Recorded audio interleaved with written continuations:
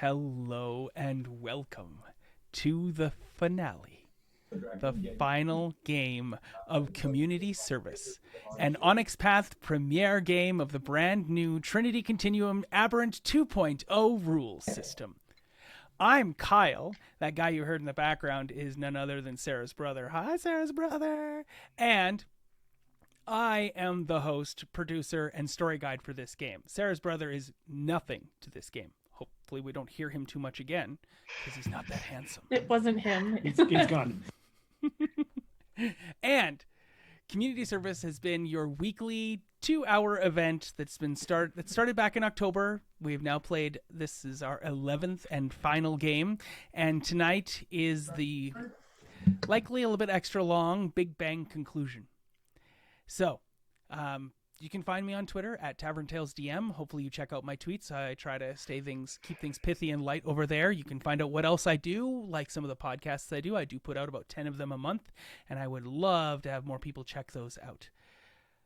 But before we jump into the game and get everything rolling and get all these things started, I just want to say quickly a couple words of thanks. So first, thanks to Travis Legg for everything you've done for us over at Onyx Path, for giving us this home, for giving us an opportunity, for sending us over the Aberrant manuscript for us to read through to make characters and play this game. Thank you to Onyx Path and everybody who works there for giving us this home and giving us an opportunity to play here and create beautiful scenes for you. Hopefully you've enjoyed our experience. We have enjoyed being a part of everything you do. Please, if you're watching today, join the Onyx Path Publishing Discord. It's great. There's tons of people in there and lots of wonderful conversations. Thanks to everyone who's checked out the shows. We're up to like over 200 views of the first episode on YouTube now, and each episode grows in more views every single week. I'm over the moon at how well loved and how watched this show is becoming in hindsight. We can't get people to come out during the week. That's fine, but we're always recording and we're always putting it up afterwards. So thanks to you who's watching it at home sometime later down the road. I have one more thanks. Sorry, I have to do it. Thank you to these 5 people who surround my face right now, because you kind of let me have this story and you all said yes, and then you continued to say yes and made crazy fun choices that I have loved week in and week out, and you all made these crazy NPCs that we've gotten to see maybe 30 seconds of for some, and you made costumes for them all too, and some of them never panned out, never played into the game and the story that we were telling, because over the last 10 games only 36 hours have passed in like game time. We've literally played 20 hours to get 36 hours, which is just mind-boggling to think about that. So I would give you some news from sponsors. Kickstarters are coming soon. Onyx Path Publishing just released this beautiful long podcast and a synopsis of all the things they've got going on Monday here. Check that out on the interwebs. I'll throw the link up when I have a moment later. We're already 5 minutes into the game, and I should probably just stop saying thanks. I'll do that later at the end of the game when I'm all weepy and whatnot too. So while I figure out how to talk again, I will turn the game over to the players here to make their introductions, to tell you who they're playing and where they're at and how you can find them on the internet. They are wonderful. Let's scroll and launch the opening credits with these wonderful players. Hi everyone, I'm Velvet Divine, she, her. I've been playing Isabella Sterling, like the silver, also she, her. You can find me on the interwebs at OG Brown Sugar, and also as the Mother of Monsters on Stories of a Broken Sun, Kyle's twin sister on Flight Risk, and his mom friend Christy on Fangirls.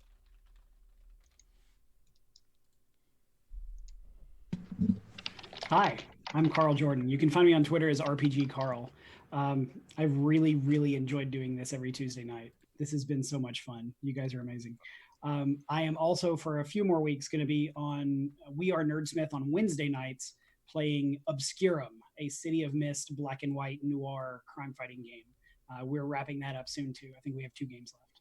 And the next game is going to center heavily on my character, a PI. It's really fun. Thanks, guys. Hi everyone, I'm Paige. You can find me online as D&D Paige.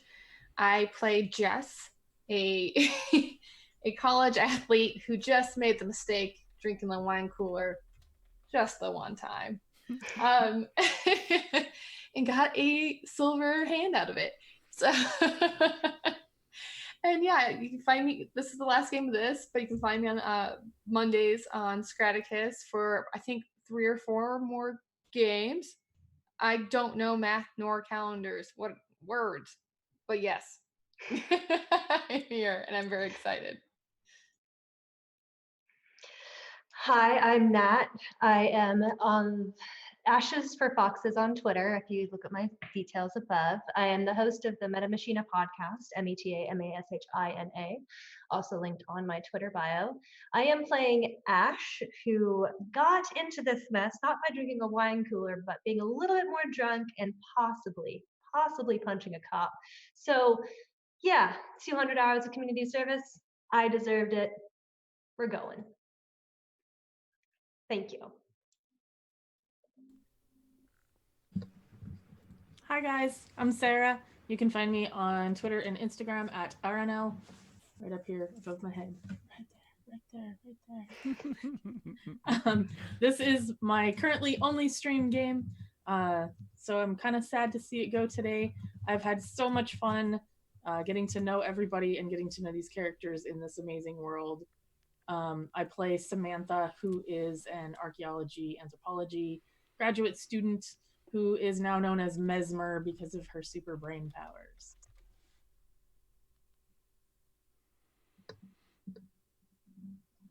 That's all. Cool.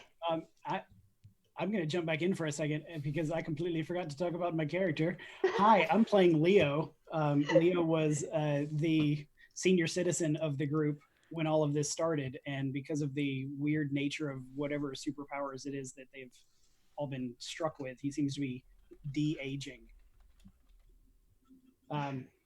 Yeah, and he has lightning powers that both harm and heal.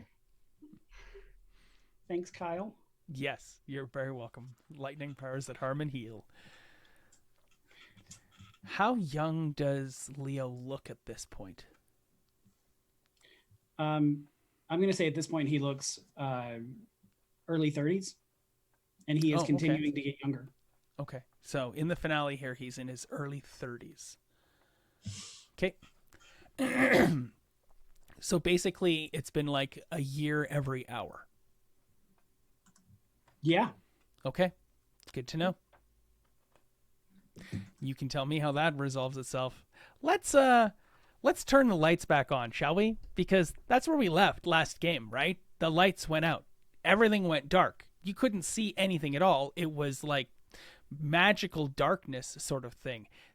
This was pretty shocking to all of you, I don't doubt, because some of you have the ability to make light.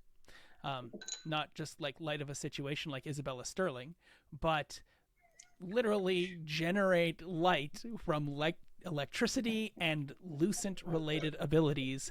And when Leo attempted to shoot lightning from his eyes, he didn't see anything, and no one can see his eyes because they are just balls of electricity at this point. There is a groan from the room upstairs where the three of you currently are situated. As we recall, the three of you had basically surrounded our TikTok magnate. What was her name again? I have it written down here. It is Francis Kirchhoff. You'd surrounded Francis Kirchhoff, Randall, our crystal porcupine, the kind you'd buy at those. It's really, he's becoming that in my mind, is a crystal porcupine where your grandmother might collect in a nice shelf in a nice curio cabinet, those little crystalline figurines. It's kind of what he's more and more looking like in my head. Anyway, Randall, the crystalline porcupine, was there. You had surrounded her. Samantha had been force thrown off the balcony into the plexiglass, bulletproof glass window and dislocated her shoulder, which is why Samantha and Leo are still downstairs, while Ash, Isabella, and Jess are all upstairs when night fell. I did mention when you went upstairs that there was some sort of darkness in that bedroom off to the side. That darkness has enveloped everything at this point. There's the sound of a little girl. Granny? What's going on? That rings out in the stillness after this groan that came from the bedroom.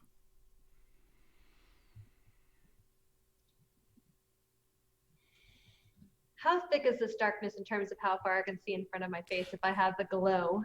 Yeah, you can't see anything. Okay. I'm just gonna assume I was blinded. I was just like, oh. That Patron was really strong. It was like moonshine and you've been blinded by the alcohol. Wouldn't be the first time. Wouldn't be the first time. I thought it really didn't affect me. I was just with the flavor, man. God damn it. It got really. This had happened after I punched that force field. So in Jess's mind, she's just like, lights out. I really messed something up. You punched the lights out. Literally. So yeah, what? I'm sorry, I didn't mean to, but I think I broke something. I'm going to turn around and quietly say to the people that were standing near the doorway, hey, if you can hear me, move the girl to someplace safe. The grandmother replies along the lines of like, I can't see anything at all. I've got a hold of little Cassie's hand. I shouldn't leave the notes over there and then look at them. I'll just put them right in front of me. Little Cassie's hand. Try to find the door. You know the place better than I do. Mm-hmm. That's a given. So maybe don't get in front of the door?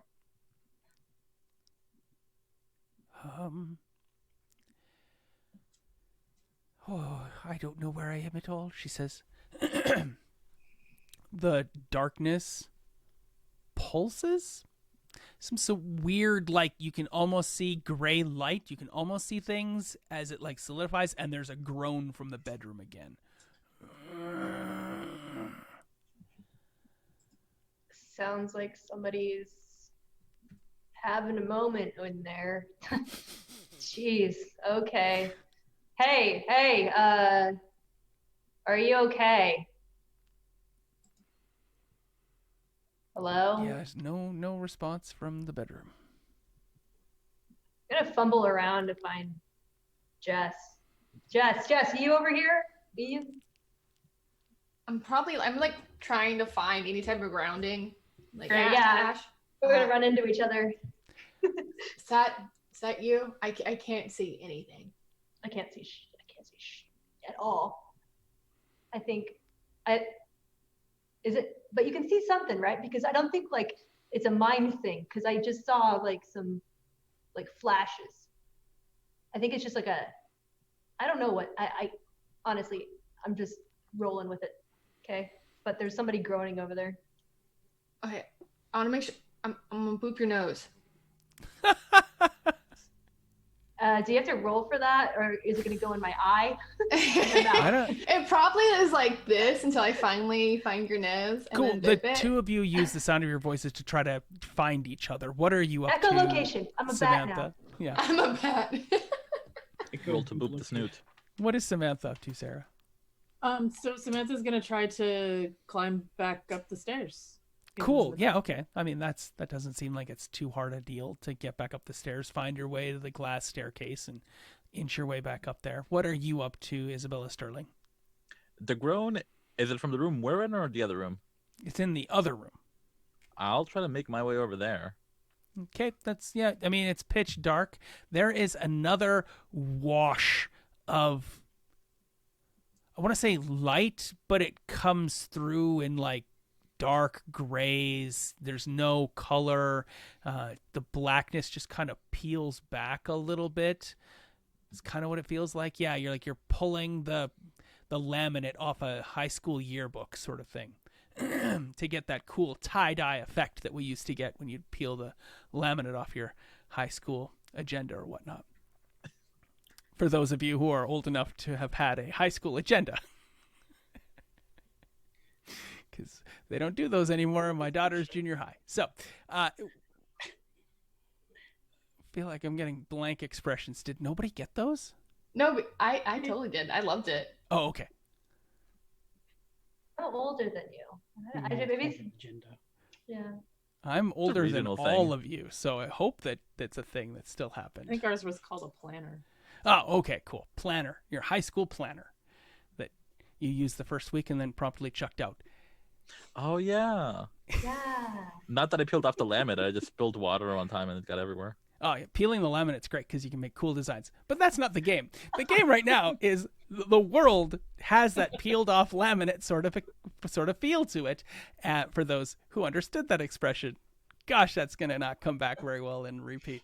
So, new choice, Kyle. Yeah, so the world goes into grayscale as you slowly up the lumen levels, and you start to get some some light flickering and showing through. Light especially around Leo, around Ash, around Randall Rasmussen, around the crystal porcupine. He is reflecting a lot of the light that's coming off of Ash right now because he's made of crystal.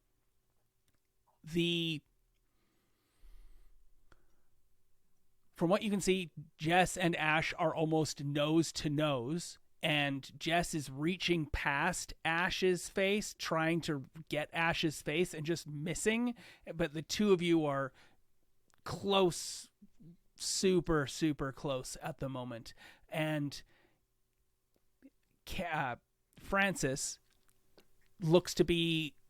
Well, you don't know where she is at the moment because you can't tell. You can't tell where Frances is. She's not where she was before in this flash of colorless, washing grayscale. You can see out the... Sorry? Can I smell burnt hair? Yes.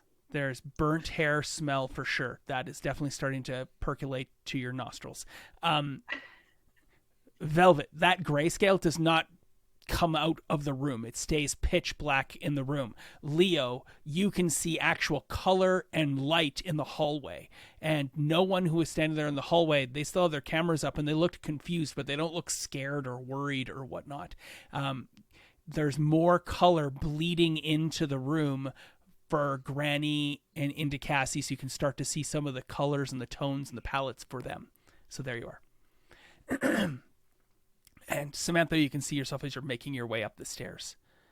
It goes back to being pitch black very quickly after, but it was 3 to 5 seconds of a great wash of grayscale.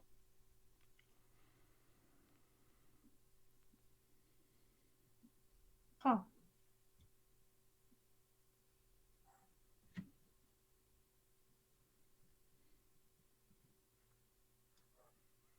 Cool. Let's look at Ash and Jess. What are you up to? Everyone's just gonna wait. That's fine. I'll start dictating. I definitely saw Jess in that moment. I'm like, just good. You're here. Okay. Awesome. All right. Stay where you are. I don't want to have to find you. Oh God, it's getting dark already. What the heck is going on here? I'm gonna go towards the groaning. Sure. Yep. Sounds like there might be somebody that needs assistance. Are you still holding on to Jess while you go do that? Yeah, I'm like, hold on to and I like lift my like tied jumpsuit arm, or no, it's on my arm. I'm like, just grab onto me. Let's go. But where's that like one chick? Sorry. I don't know. Just she'll get over it. You turn to leave and Randall says, "You hit her." Yeah, she threw my friend off of your balcony, man. I don't take kindly to that. So we'll come back to Okay. that in a moment. Isabella Sterling, you're into the room. It is darker than it was out there. But Ash, Leo, the blackness does not intrude all the way upon you any longer. Especially for Lucent, that it's all grayscale at this point. It does not go back to being darkness. And Velvet, you hear the most intense constipated pooping sound you could probably make. Oh God. Yeah. It's really what it is. It's what it comes across as. That's the sound. I'm gonna turn around to go back to the balcony. Very easily imagined description there. The vocalization, not anything else that comes of that. Just the vocalization. Oh, I'm still turning around. I'll get somebody else to check on him. I'll be at the doorway. I'll chaperone. Way to go towards the interesting Velvet. Okay, so Isabella Sterling backs the truck up hastily. Samantha, you're on the stairs. You can kind of see Ash and Leo. Make out a bit of Jess and definitely most of Randall at this point. You can't really see other things, but you can see them, like they're giving off light. Strange.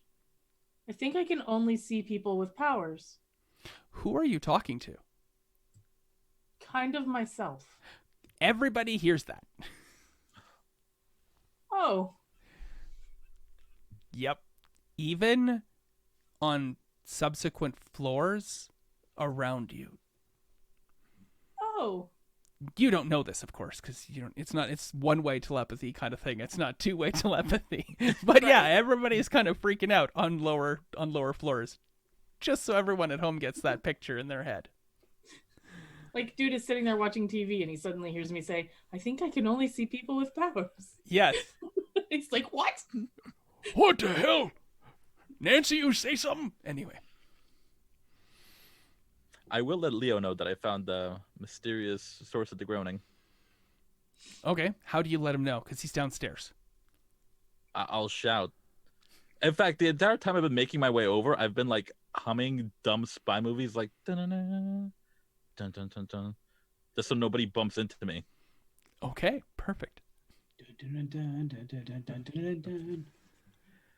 Leo, I found the groaning room. I think they're hurt. Back to Ash and Jess. Seems like Randall is confronting you. Do you retreat from him to go towards the sounds in the bedroom, or do you respond to the confrontation that Randall is putting in front of you? I'm happy to respond to the confrontation. I'm Okay. like so tiny compared to this big dude, and I'm just gonna, do you want to fight it out? Do you want to punch me? Do you love the feeling? I've been here before, buddy. What do you want? Try that on me, brah. What? Try what? Whatever you did to her. I already did it earlier to you. Do you not remember? What? Oh, No.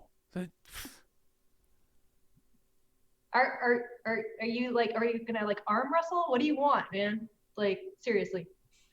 Did you do it to him earlier? I don't recall you shooting him earlier. Okay. Okay, yeah. You confused Kyle, and the character's dumb, so you definitely confused everyone. You totally succeeded on your deception check, Nat. Okay, so he's like, Oh my gosh. what? No, whatever. Are we fighting right now? I'm not personally. I mean, we can play this out all day. Like if you really want to take a swing at me, go ahead. I mean, I want to get it out of your system because, I'm here. Shut up, little man. I hate you. I'm used to that. It's cool. All right. But what happened to? Did you see where she went? Crystal Porcupine, Randall man. Yeah. How's your girlfriend or whatever? She Still okay? my girlfriend. Oh. God. Well, dude, I'm sorry. You got to work that out. If you really want her to be your girlfriend, God, your I can voice help is with that. so annoying. You think that voice is annoying? What the?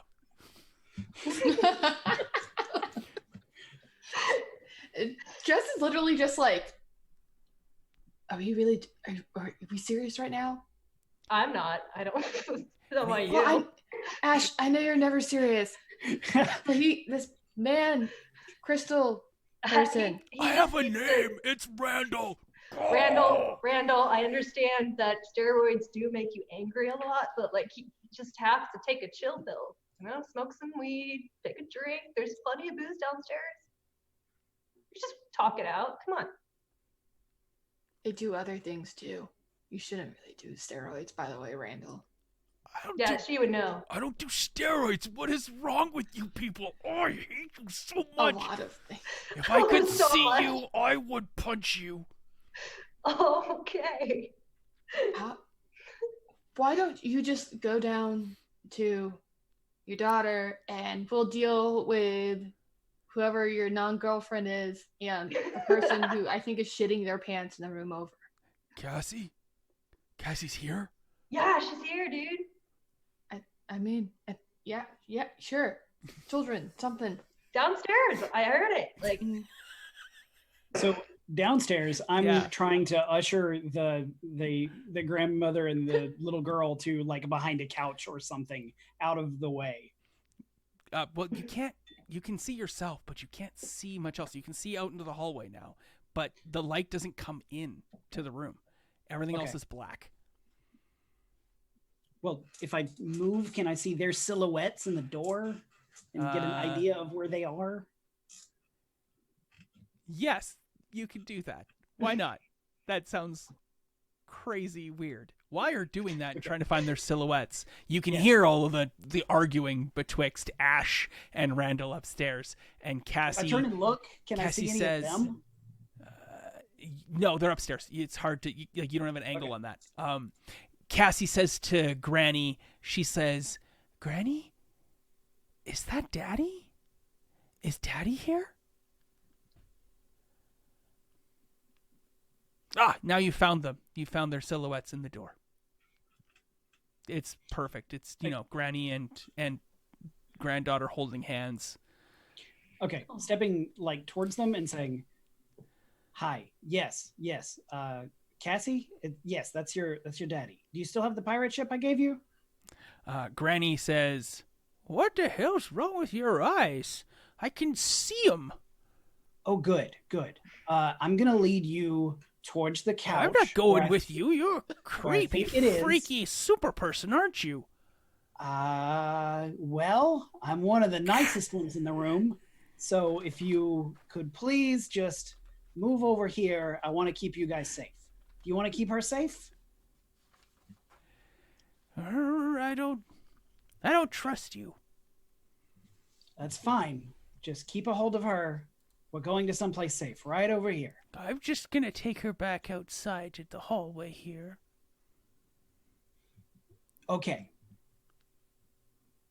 Okay, it's straight behind you. No, a little to your left. Okay, there you go. Listen, freaky eyes, I can see the hallway. Good. You freak. I definitely feel like this is where daughter gets it. Yeah, Oh my okay. gosh. And then I guess I'm going to start heading towards the sound of Isabella Sterling. Cool. Isabella Sterling's on the stairs, making her way down the stairs. Luxuriously. Beautifully. You can't see that because it's dark, but I can picture it. Oh, good. Totally Moving good bump slowly into like Leo. an old man. Sarah, what's Samantha doing? Probably like getting to the top of the stairs and then just kind of hanging out. Cool, you're at the top of the stairs. Like, do I still see Isabella people? Sterling passes you on the stairs. Whoa! I'm I right mean, here. safety in Hanging numbers. out. If I happen to pass Samantha, I'll just stick with her. Okay, safety in numbers it is. All right, Isabella. back to Jess you- and... Oh, wait, sure, yeah, Samantha. talking to Isabella quietly in her Yeah. ear. Not that it's necessary, because it's inside her ear.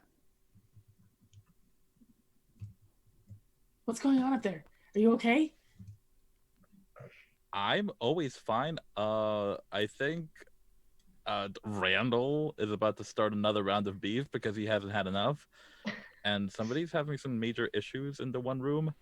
I'm not trained to deal with that, so I called Leo, but then I got bored and came downstairs and ran into you. So, not that it's relevant or anything, but if you can talk inside my head, can you see inside my head? Because if so, I hope that doesn't affect us professionally, and I apologize. Oh, I don't know. I didn't know I was talking inside your head. I was just talking. Cool. Never mind what I said. I can't see inside your head, but now I kind of want to. You don't. I don't. I don't know. I think I might want to. I'm gonna shout, I can hear you and I want to too. That sounds amazing. I mean, if you're worried about it affecting us professionally, that sounds really cool. Samantha's is only Isabella can hear Samantha's voice right now. Oh. No one else can hear Samantha because she's only talking to Isabella. Oh. Yeah. Meanwhile, Ash and Jess, are you still touching each other? Yeah. Okay, cool.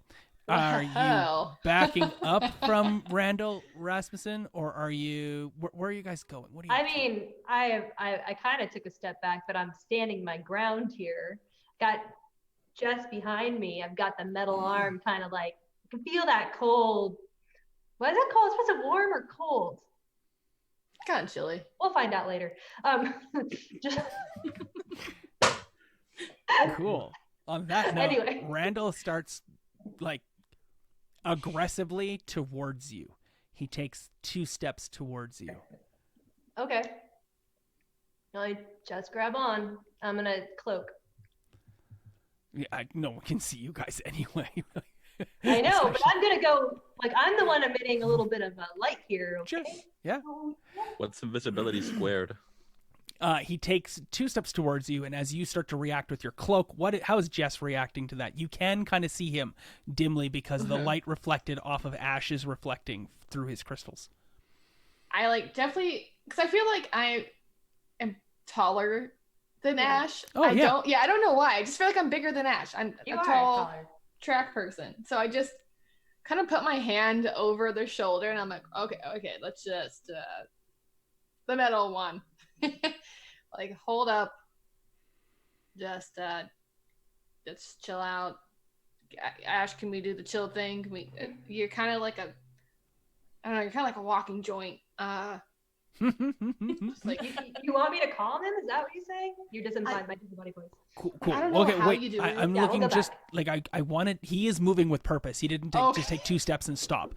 He took those first 2 steps. I wanted to know what your reaction was going to be to that.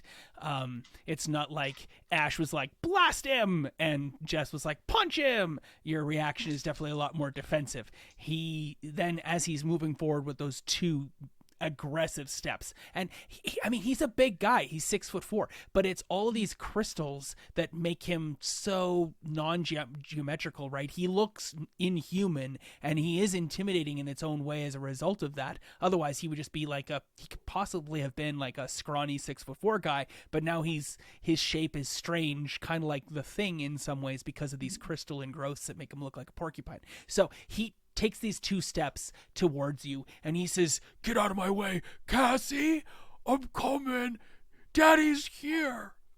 Oh. You hear me say that? I'm like, let's go. just totally close. Like, oh, That was a Hallmark moment. I'm not gonna interrupt that. yeah. Just, I think she'll think you look really pretty. I don't. Yeah. Yeah. Okay. Bye. Oh, Dude, it's so strange. all right. So he doesn't engage with you physically. He moves to the top of the stairs where now Isabella and Samantha can see this glimmering lights of the porcupine crystal man charging towards you. Like charging at me? Well, you're on the stairs, the 2 of you together on the top of the stairs, having a little moment there. You turn, look, Crystal Man is charging at you. Whoa, dude, stop. And he's like, I'm coming, Cassie. Just wait for Daddy. I'm here. And you hear Cassie down below. It is Daddy, Grandma. I'm just gonna move. Yeah. Okay. Cool. You scatter out of the way. He's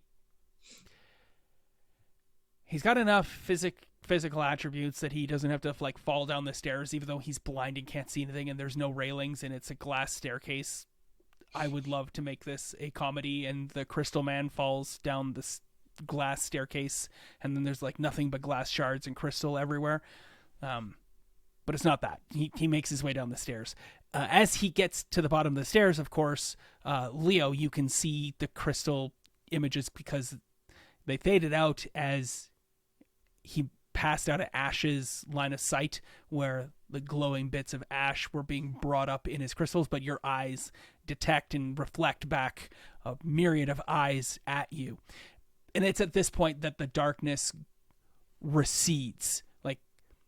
It's like you're inside the bubble and then you can start to see things outside of the bubble as the bubble pulls back, and there's almost like a loud, like a wet popping sound and then a crumple, like the sound of a body or a large bag of flour being dropped on the carpet in the room that was sequestered away, like this guest bedroom sort of thing. Ash and Jess, the first thing you can see is an unconscious Fran Kirchow laying on the floor right where you hit her, bleeding, and there is another individual unconscious in the room that Isabella Sterling and Samantha see immediately. Well,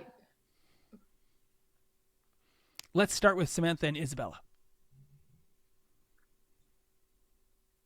I'll rush over and check them out.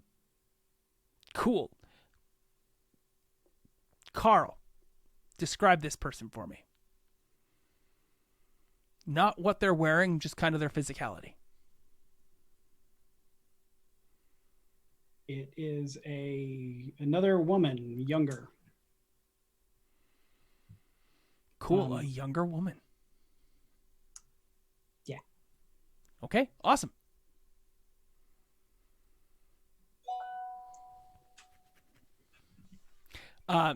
This person is wearing a pair of jeans, a button-up shirt, and if there was some sort of roll I would require it, but because it's the finale, I'm just going to roll with it. It is one of the guards from the prison who was there on the highway that day. Oh, Okay.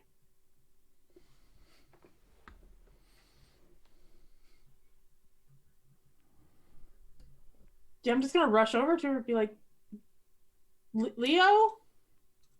I'm downstairs and I'm stepping in front of the big crystal porcupine guy. The lights come up. He's charging towards his daughter.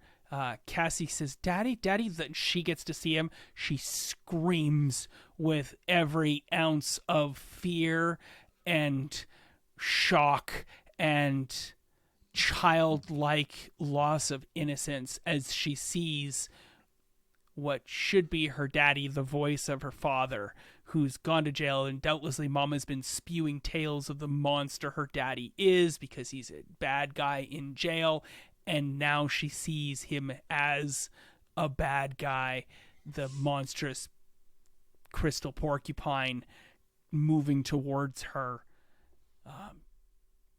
with his soft voice of like, Cassie, it's me, I'm here, it's Daddy. But of course, a brutal looking monster. I'm stepping in his way and saying, whoa there, whoa, big fella, you're scaring her. You're scaring her. Calm down. Think about Cool. this. Yeah, you want to... Okay, cool. Yes. How do you try to stop him then?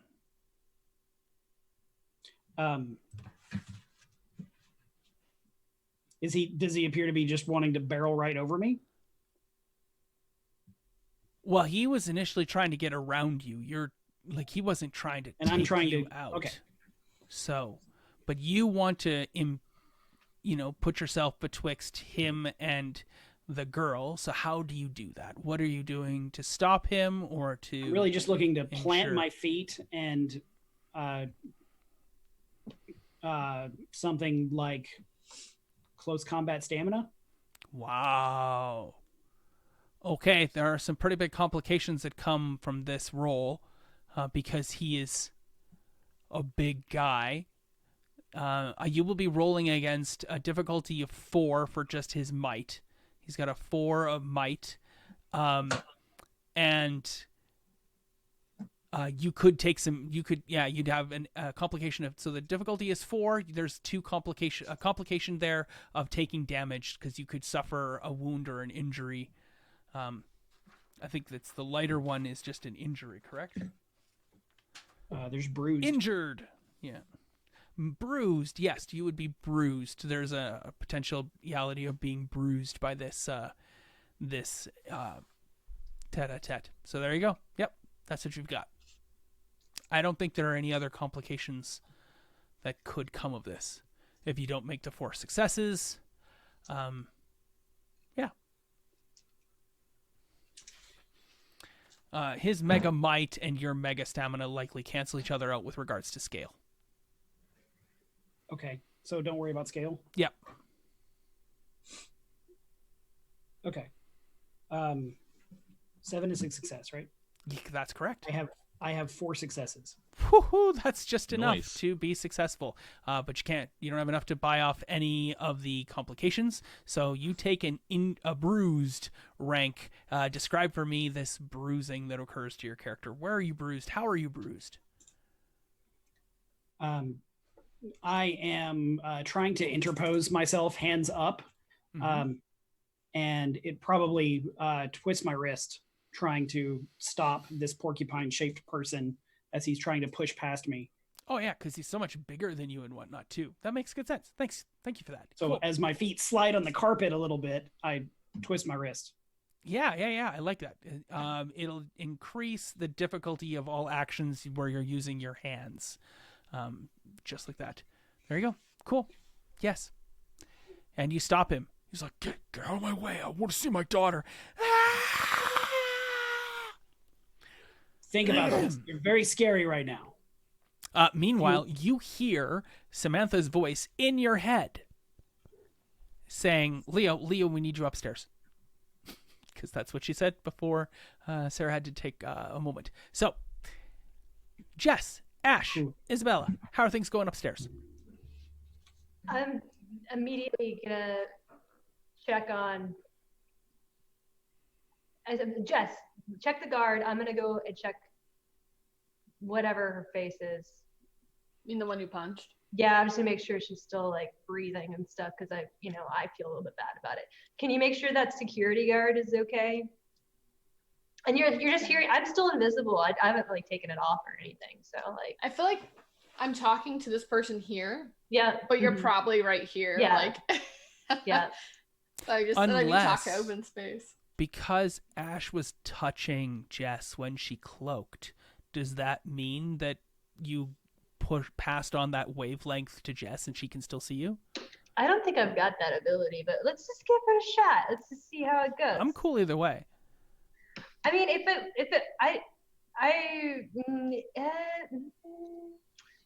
it depends on the rules here, and I didn't see it in the rules. Oh, because rules.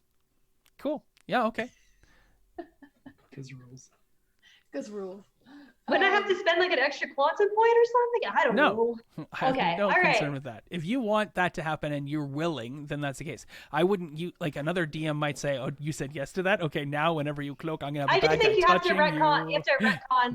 Nah. Russell being like not seeing either of us, and I don't know. No, we're good. This is good. Okay. You could be willing to let anyone who's touching you be able All to see right, through your I'll cloak. give it a shot next time. Cool. Yeah. Yeah. I apologize for interrupting the scene. No. I think that's great. It's good to know in the future. So yeah, I'm gonna go check I was like, yeah, that guy, he might have powers. It might be the darkness. I don't. Maybe that might be his superhero name now. The darkness. That's cool. All right. So I'm gonna go check. Yeah, that. Yeah. Yeah, that one. I'm gonna like walk over to the room that Samantha and Isabella are in and like, are they alive? I've provided the basic first aid of my experience, which is just turning her on her side. Cool. That's all I got. You turn her on her side. She's definitely unconscious, completely and utterly unconscious. Both of the women upstairs are knocked out. Do they look okay? I mean, are they bleeding? So the game has them written. If you take enough injury conditions, you become taken out. So when you have no condition boxes left, you are taken out, and it doesn't mean you're dead, but you're just out of the fight. You can't talk. There's no there's nothing that. So they're basically taken out of the entire conflict.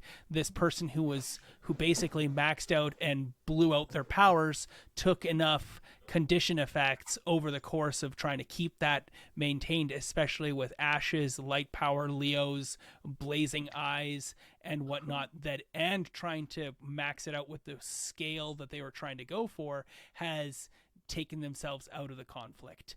They burned out their quantum and then took physical wounds. The Fran, TikTok magnate, she was taken out because of the punch that Jess did. She tried to max out her power, put up her field.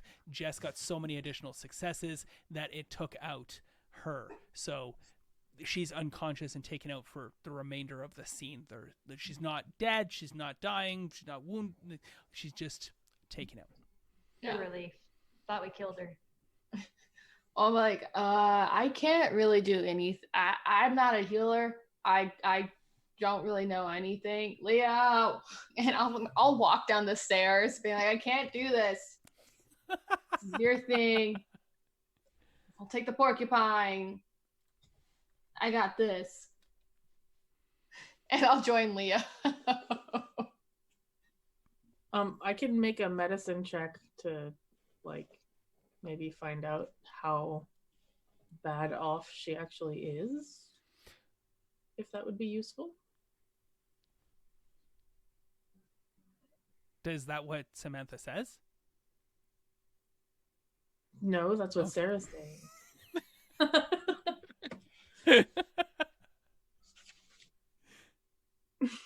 You tell me what you think you might find useful or whatnot. Well, I don't have any medicine, but you do. But I do have an ability called Instant Expert. Yes. Is that what you're asking? You'd like to, hey, I would like to try to use some Instant Expert to be like, hey, I don't know anything about this, but do I?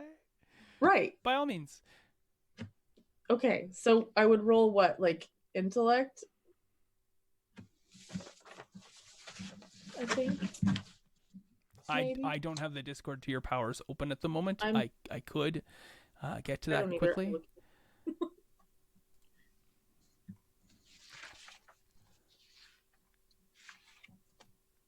Instant Expert. You get to roll your quantum plus intellect, where each success becomes a temporary dot rating in the task's related skill. Okay. And because you have 0, then whatever you get is going to be the temporary skill dots that you'll have for the scene.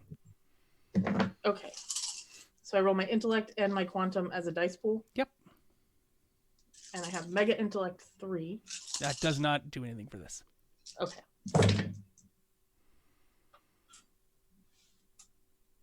1 success. Cool. You have 1 dot of medicine that you may roll on this check. Let's say that you actually succeed on this check. She's unconscious and likely out for an hour or 2.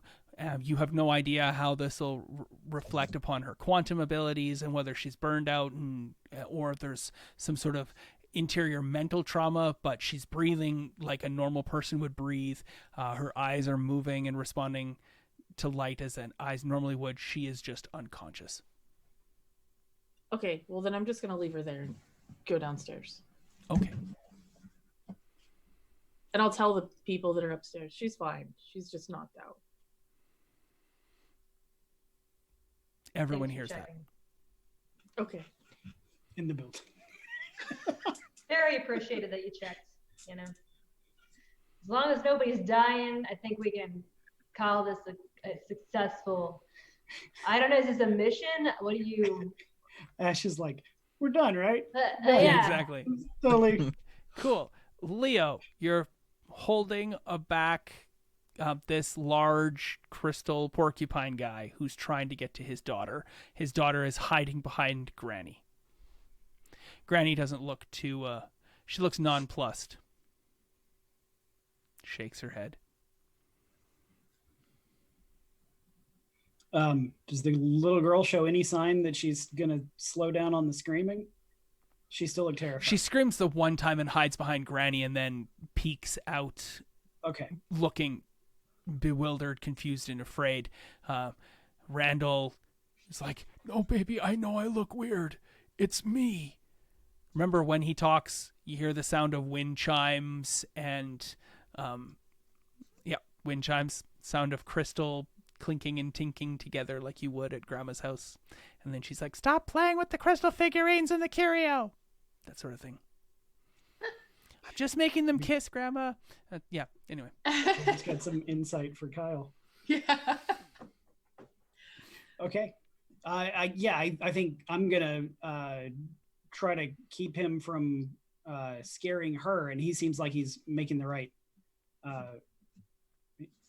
kind of conversation to try to calm her down. So I'm basically just standing between them until she calms down, and letting him talk.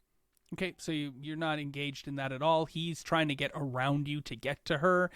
He does not want to, like, physically manhandle you because he doesn't want to scare his daughter even more. Oh, good. You glean some insight from that if you'd like to.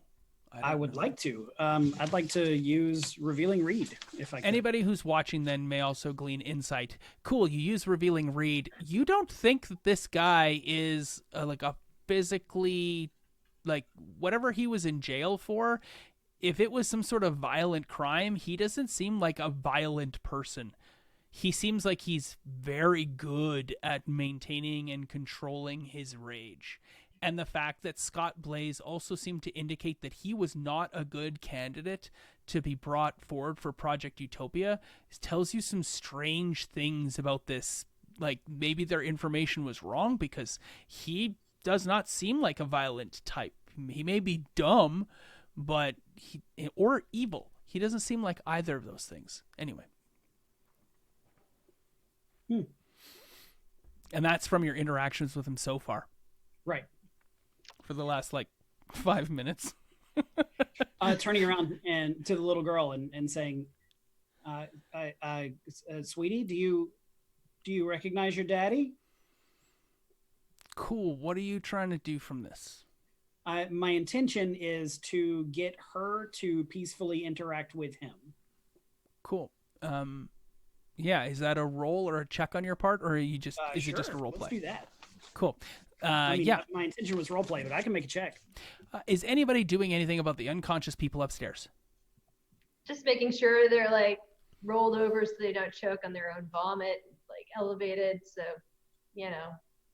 maybe like trying to like wipe the blood off that girl that I've been knocked out, get her comfortable, pillow under the head. Cool. Yeah. I went downstairs. Cool. I know. Yeah. You Isabella left me. went downstairs as well. I'm like hovering around the top of the staircase so I can react to whichever situation. Yeah. Cool. Okay. I'm not meant to heal, so I'm gonna go downstairs and kind of watch this thing and be ready to grab Crystal Porcupine Man. I know he has a name, but I refuse to use it. That's fair. Randall, Russell, I don't Randall know. Rasmussen. Yeah. Randy. His middle name is Russell. It's Randall Russell Rasmussen. Triple R. Can I pull out my phone and do some research on why he got arrested? Sure. I would like to do that. All right. Make a check. While you're making your check, The difficulty, because you're using a phone and because it's prison stuff, it's 3, but you have your scale for this, so you need a minimum of 3 to get all of the other things in order to pass the threshold level of required difficulty. Leo, how'd you do? What'd you make? What check did you make? I'm thinking that this is social, like a persuasion, but instead of like presence or manipulation, I'm actually thinking something more mental, like resolve. Well, remember, resolve is you defending your resistance. So, okay. How about cunning? I'm trying to kind of pick my way through the situation. Yeah, cunning's fine. You're using your mental attributes to finesse this, to say things like, hey, no, it is your daddy. Listen to the sound of his voice. He's big and tall. You know, think that, look at my eyes. Strange things are happening to people, and your daddy's in there. That's perfectly fine. Yeah. What did you get on your check? Okay. Oh, you hadn't rolled yet. Okay. I was clarifying the dice roll with you. That's fine. That is 4 successes, and I do have a mega cunning 1. Oh, daddy. I can see, daddy. She starts to come out, and yeah, he's like, thanks, bro. Yeah, don't leave the room. Leo, you haven't been called bro in like forever. Oh my gosh. Like ever. Ever.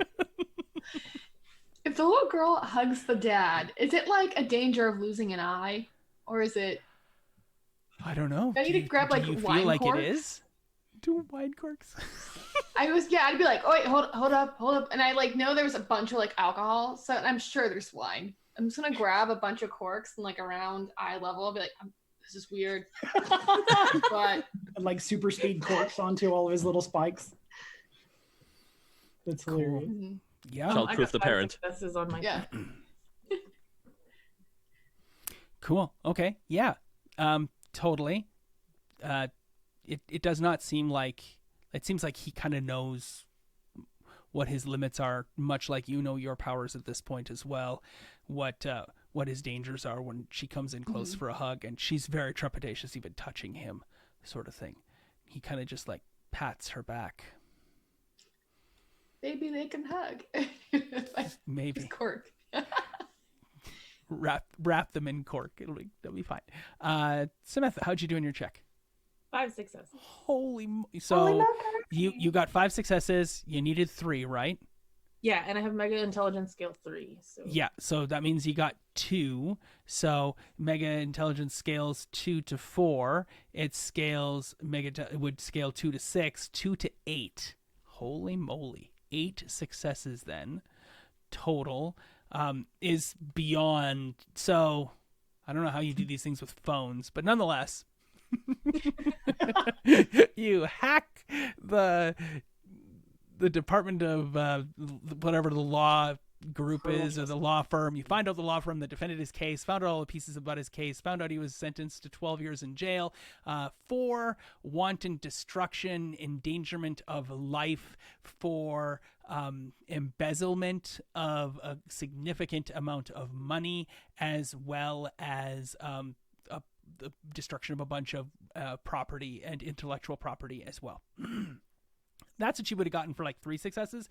More successes than that, you realize that this happened to TikTok's headquarters.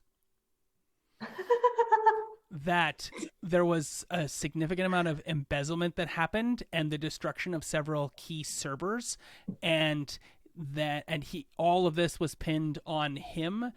His plea is entirely not guilty, but he was the only person who was seen on the location. Like, all of this leads to him and only him.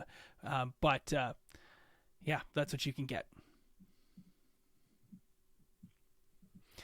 He basically supposedly blew up TikTok's servers, and it happened at a point when other people were there and people were injured, and there was a lot of loss of valuable equipment. So, Broke Nat. I didn't hear any of that. That's just me reacting. I mean, when I find out about it, I'll laugh harder, but in character. Sorry. Yeah. Who is standing near me? Who's upstairs? Isabella Sterling is standing near you. You're both on the stairs. Okay, I'm gonna tell Isabella, like, Isabella, this guy's being blamed for blowing up TikTok's servers, and I think he got framed. Like, he doesn't seem smart enough to blow up a server. You got 8 successes. So he has a criminal history, a rap sheet, as it were, of being in the wrong groups. He was part of the Rainbow Unicorn Nazi gang. He was, he has a rap sheet. There is the prosecution made a good case. While he's never done anything like this, this is an escalation of his stuff, things like that. I don't know why, but I feel like he's innocent. Yeah, he's definitely not smart enough for that. We know somebody who has a vested interest in getting that TikTok money, though. Yeah, exactly. Like, it doesn't match with the rest of his rap sheet. Like, he's a gangbanger, but he's not, like, technologically savvy enough to have done this. I'm with you. I feel less bad about trashing this house now. Yeah, I kind of feel like she's the bad guy. So Granny has stepped out into the hallway away now that Dad is hugging daughter. And this is where the scene kind of reaches its natural conclusion. So I need to know how the 5 of you are going to conclude this scene. Because when I next take up the piece for the next scenes, you'll be back at the Project Utopia headquarters, let's call them. I think it sounds like our plan is to, now that we've de-escalated the situation, check on the well-being of the 2 people that are unconscious, possibly tie up the TikTok lady before she wakes up, and bring in the authorities and try to abdicate on his behalf. What do you mean by bring in the authorities? Like, he is an escaped convict and there is an unconscious guard. So we're going to talk to him about trying to work with him and for him to get him set free. But first he has to turn himself in and then call the cops. Cool. That's really weird that there's a guard here, though. I mean, I assume that was a hostage. Yeah. Do we call our spy man? I call him Spy Man, but he's not Scott a spy. Blaze. Scott Blaze. Yeah, I would call them before I would call police. You don't have his number. I'm just gonna yell, Scott Blaze. But that's also a scene. So when I take over for more scene work, all of this is going to be between the 5 of you as to what you do between now and being back at the place. It's all up to you. If we don't have his number, we can always just like go outside where they're going to film us and just, we could make a scene of it to be like hero moment. Come on, guys. Find people with cell phones out and just start yelling his name at them. Yeah. If we make a big enough fuss, he'll show up. No, we gotta, come on, guys. If you're gonna walk out, do your hero's exit. We didn't do anything, but we gotta look cool, right? We did something. So like, somebody carries a body out, looking like they're like, yeah, we saved the day, Does the little girl look happy to be reunited with her dad? You tell me.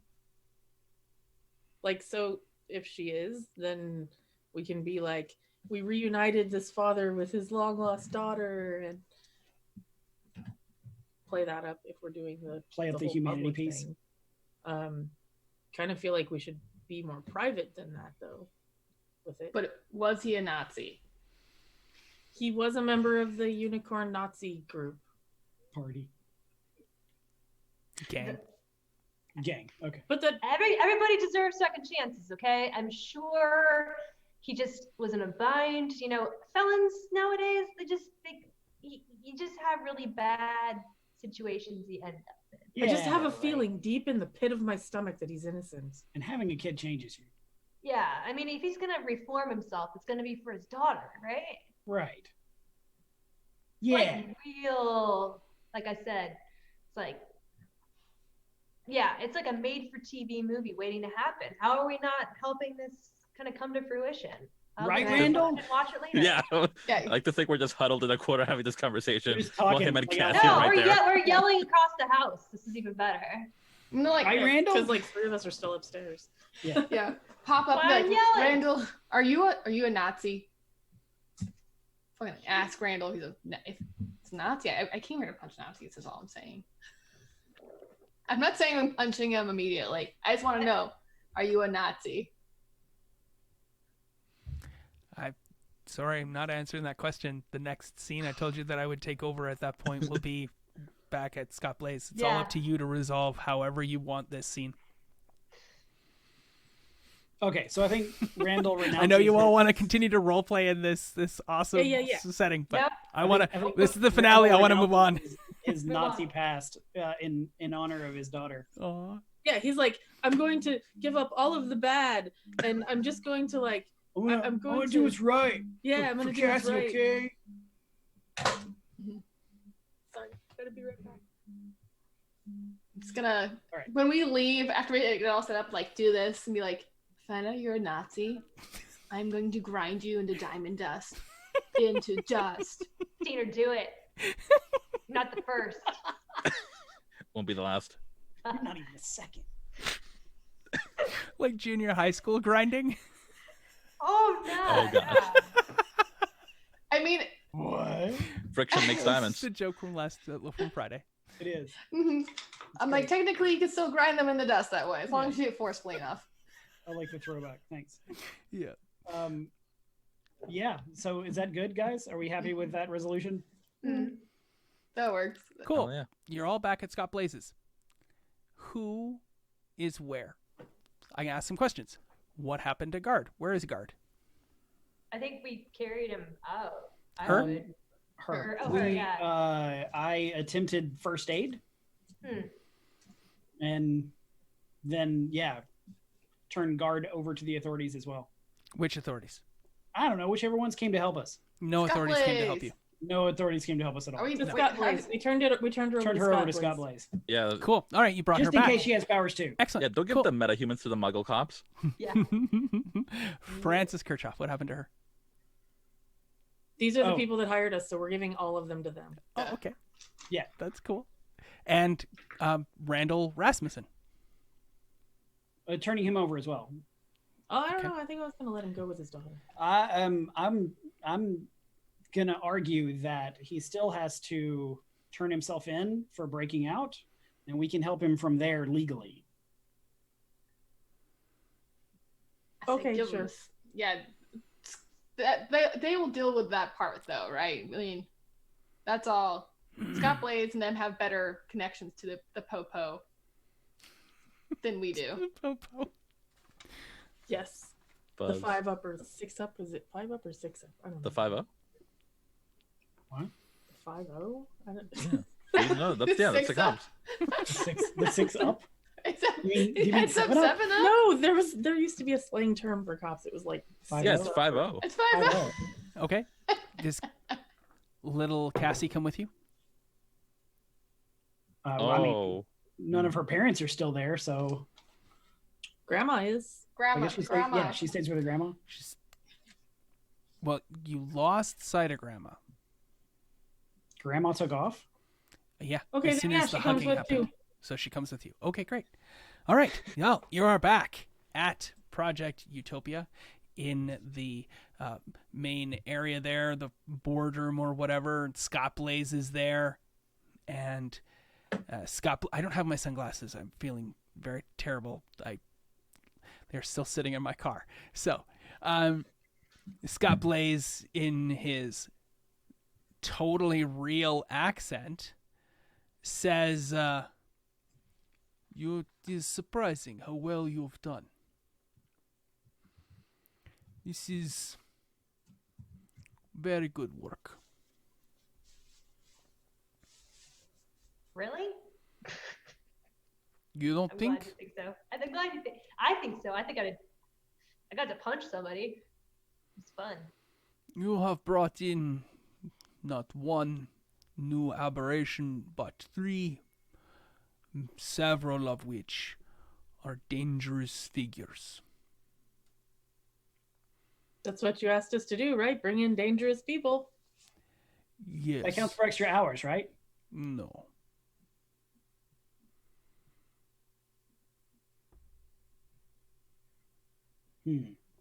All right, what's next? I'm glad you asked. So, Scott Blaze, not effusive with praise. Very clear. I didn't need it anyway. I'm not here for your what's the word? I don't need your approval. How you We are feel about independent me people. doesn't change how I feel about me. No, I mean, I hate myself either way. So. The Fabulous Five. We don't need your approval. Yes. So, I got called bro. That approval is irrelevant without the accompanying helicopter.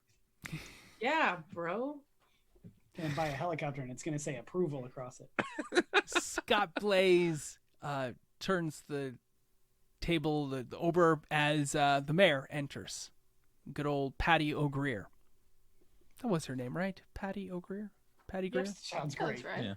So, Patty Greer's there, and she is effusive with her praise. She is just beside herself with how wonderful and amazing the 5 of you are, and she wants to take you all public tomorrow morning, Monday morning, with a big press conference with this the apprehension of one of those highway prisoners, with the incarceration of these other 2 dangerous aberrants that had not come forward when the city asked them to. She totally glosses over the fact that the lady guard was there in the building, but she totally is effusive in her praise of you. And she's the one who's like, yeah, of course we'll take more time off of your community service hours. That you continue to perform with these amazing feats of skill. I just wish it was more public and you'd actually gotten out into the street, not hurt anybody, of course, but just let more people film it, sort of thing. Then this would be even better, is her opinion. Why don't you just give us a camera? Well, Yeah, it has to assign a be. camera crew to We it. want non-personal recording, because then it comes across as rigged and controlled. We would rather things happen in the moment. Well, there were people in the building that had cameras on us when we got there. Oh yeah, we got all that footage. That was great. It'll be beautiful. We've got one of our technicians, Matt. He's working on this beautiful intro before the press conference tomorrow. We've got lots of great things to say in regards to it, but could have used more of the actual heroics. You know what I mean? No. I'm surprised she didn't have a security system in the house. Right. Yeah. So I like you, Patty O'Greer. do we just do this again? Do we get to go back to our lives? That's a great question. She looks at Scott. Scott looks at her. No. Do you really think you could go back to your life now? I mean, what am I expecting here? I am in college. Actually be a track star now, because it's an unfair advantage, right? I mean, yeah, I've kind of thought about that. Probably not, but I still have student loans, and they're currently not paying us. Yeah, I'm really feeling that currently not paying us thing. Yeah. And they're on scholarship, so I'm about to lose that probably. I mean, I'm sure there's got to be some type of academic leave for that, right? Yeah, I'm sure that's in the constitution of the school. I mean, maybe the school can use this to their advantage. come to our school because this is where we have Gauntlet. I don't know if they'll let you compete anymore though, because you are a superhero, so you have like special abilities. You might not be on the track team anymore. I don't want to maybe you could put on demonstrations instead. We could all get TikToks like Franny. She didn't do anything and she was famous. So, but are we gonna get paid? That's a good question. Scott Blaze looks at the mayor. The mayor looks at Scott Blaze. Scott Blaze turns to you and says, "No." I think that I'm gonna go with what Patty O'Greer said, and if we keep doing this, that they're gonna like commute our sentence for each like bad guy we bring in, and then once that is done, then we can push for money. I think. All right. I Because think then they won't have anything to hold over our heads. any of this time that we're spending in transit or in your press conferences or anything like that, that all counts towards the community service time, because that's time we're not working. Otherwise, I can't do your press conference thing. I got to go drive a cab, or I can't pay my bills. I mean, I am missing classes. Yeah. What bro said.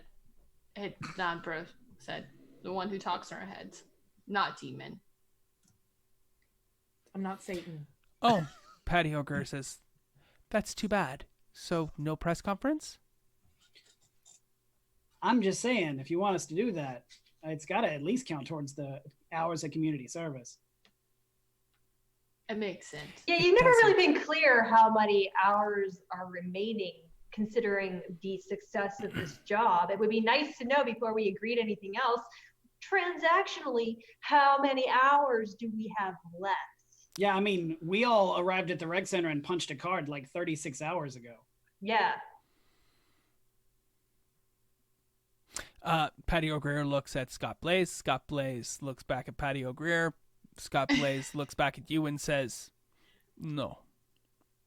But he keeps saying no, and I don't think he gets the question. You keep saying that word, but I don't think you know what it means, Scott Blaze. Oh, I think he knows what it means. I know exactly this type of person. This person keeps you hanging, and they just tells you that someday your record will be cleared of whatever. But, you know, it's just...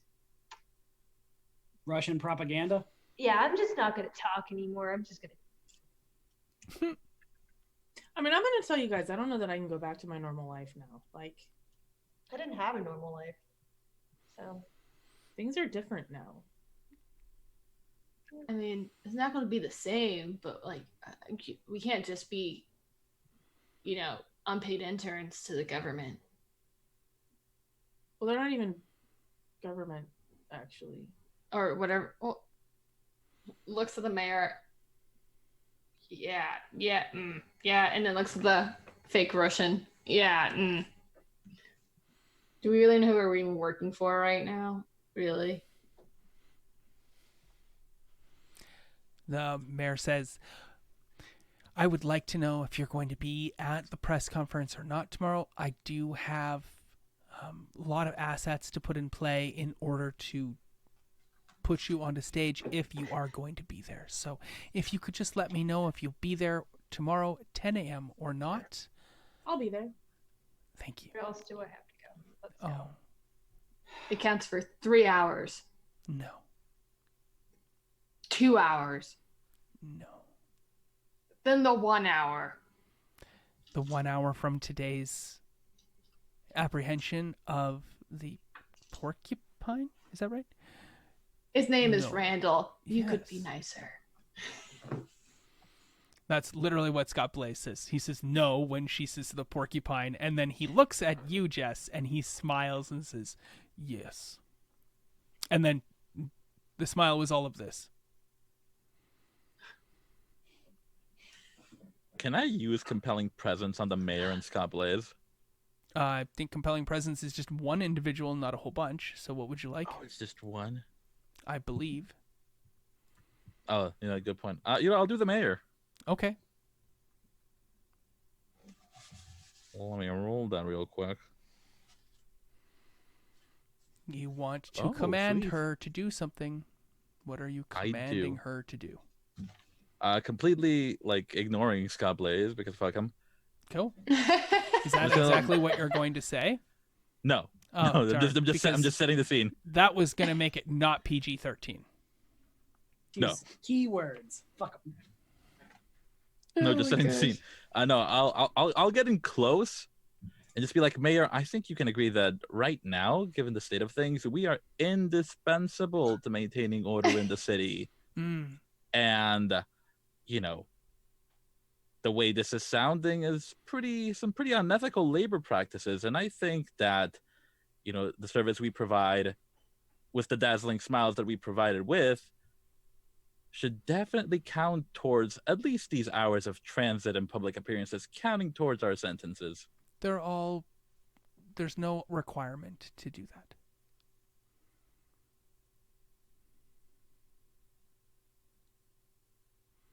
But it should. I can't require you to be there. It's just payment for services rendered. Helps you, helps us. No, you're helping the city, remember? That sounds like community service. So I take it that Isabella Sterling, like the Silver, will not be at the press conference tomorrow? I'll be there. I'm just trying Okay, to bleed great. Henry Driver. And Leo? How about you? I honestly gonna have to check my bank account. What? She looks confused. Yeah, Ash, it's this place where people usually keep money when they have it. No. That was a good one. Okay, Boomer. Jeez. All right. Thanks.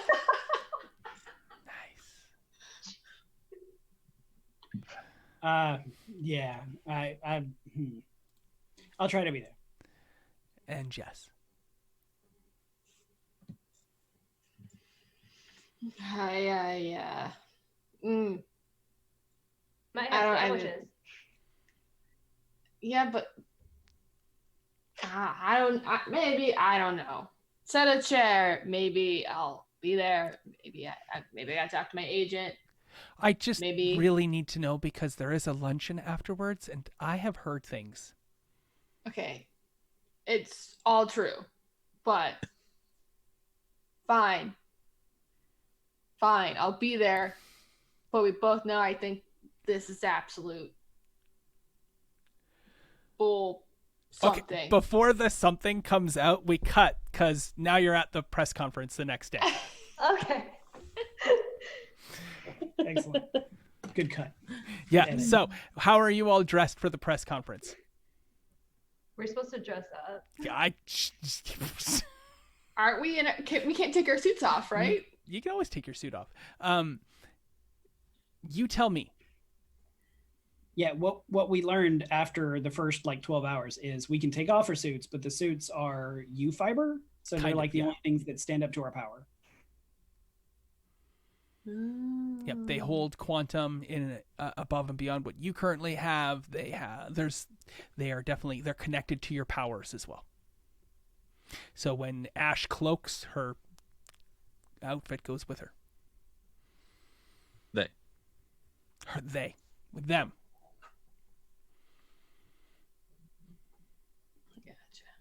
Gotcha. I feel like I'd be wearing my jumpsuit. Okay. Do you want to coordinate on that? Should we all talk to each other? Hey, The night before. Are you These, all like, still apartments? staying in the same apartments? I don't. Yes, I would. That or my dorm. Cool. It's the same Okay. space. Spacious. You're all still there. I love it. I would, because otherwise it's going to require a scene. I love it. Do you think we should all wear the orange? I mean, I don't have any other clothes, and I'm just not going back to my house anyway. So it's all good. I'll throw. Maybe I had a denim vest or something. I'll just. You throw definitely have your clothes that you wore to community service, Yeah. plus any Yeah. personal effects could have been brought from wherever you were bunking and crashing and whatnot. Cool. Isabella Sterling like the silver. What happened with that lady friend of yours that was a tailor? I assume she's hard at work, but I haven't heard anything. You want to see if she can have them ready by the press conference? I'll give her a ring. It's like late Sunday afternoon, and the press conference is at 10 a.m. tomorrow. I just thought story-wise it'd be kind of neat. Yeah. Unfortunately, not for this press conference. Okay. Next one. All right. So, you're all in your orange jumpsuits? Mhm. Sounds like it. All I right. definitely have my denim vesta in the back. It probably says like ACAB on it. So, and just a bunch of like anarchy spikes, you know, it's definitely not press conference material for a reason. You get all your Yay. buttons and patches, and I'm like, what are you, in NASCAR? Man, you are so old. Yet not old at all. So it's the next morning. How old does Leo look now? Oh, that's a good question. I'm going to say he stops de-aging when he's in like mid to late 20s, which is about a third of his age when this started.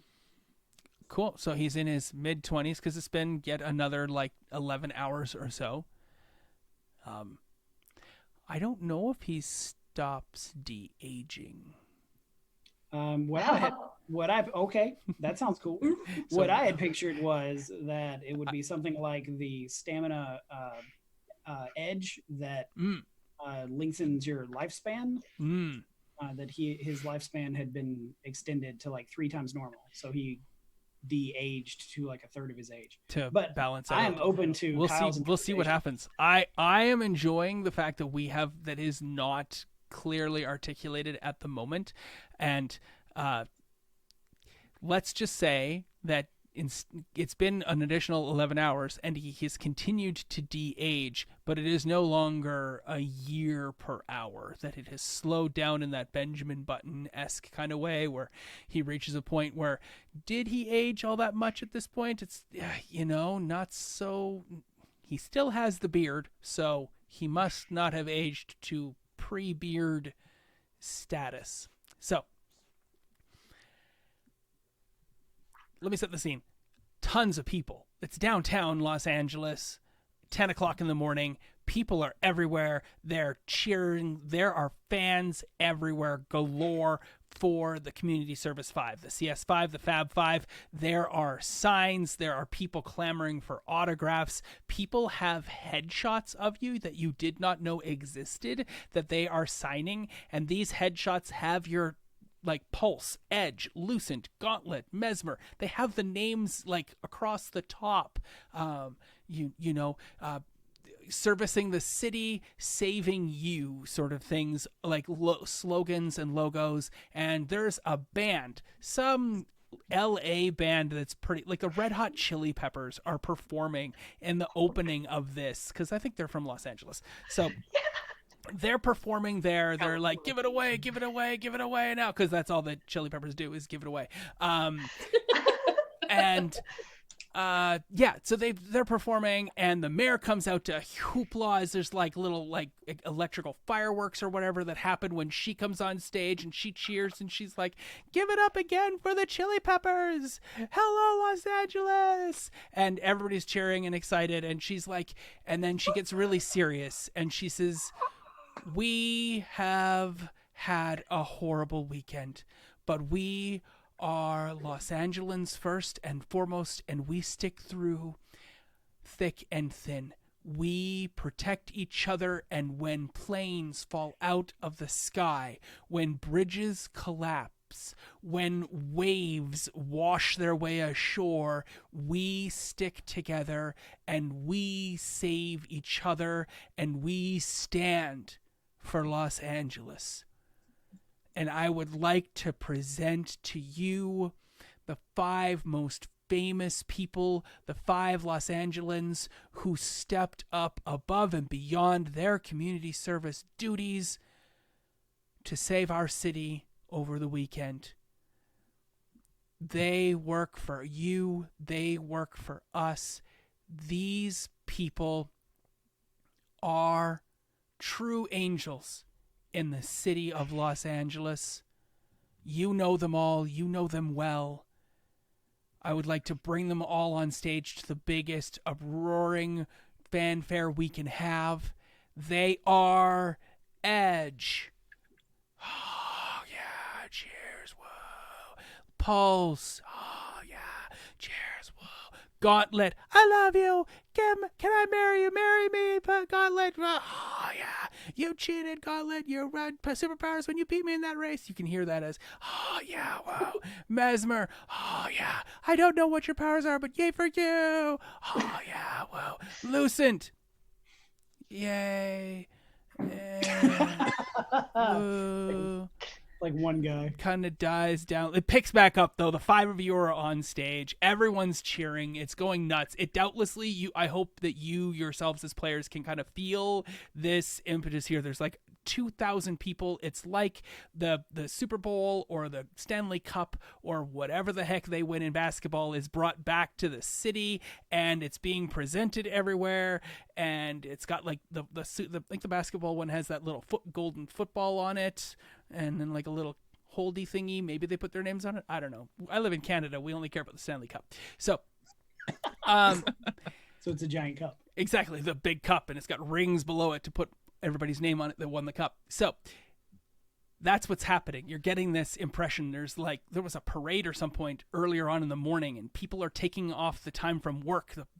All of the buildings around you are suffused with people looking and staring, and all of these things are happening.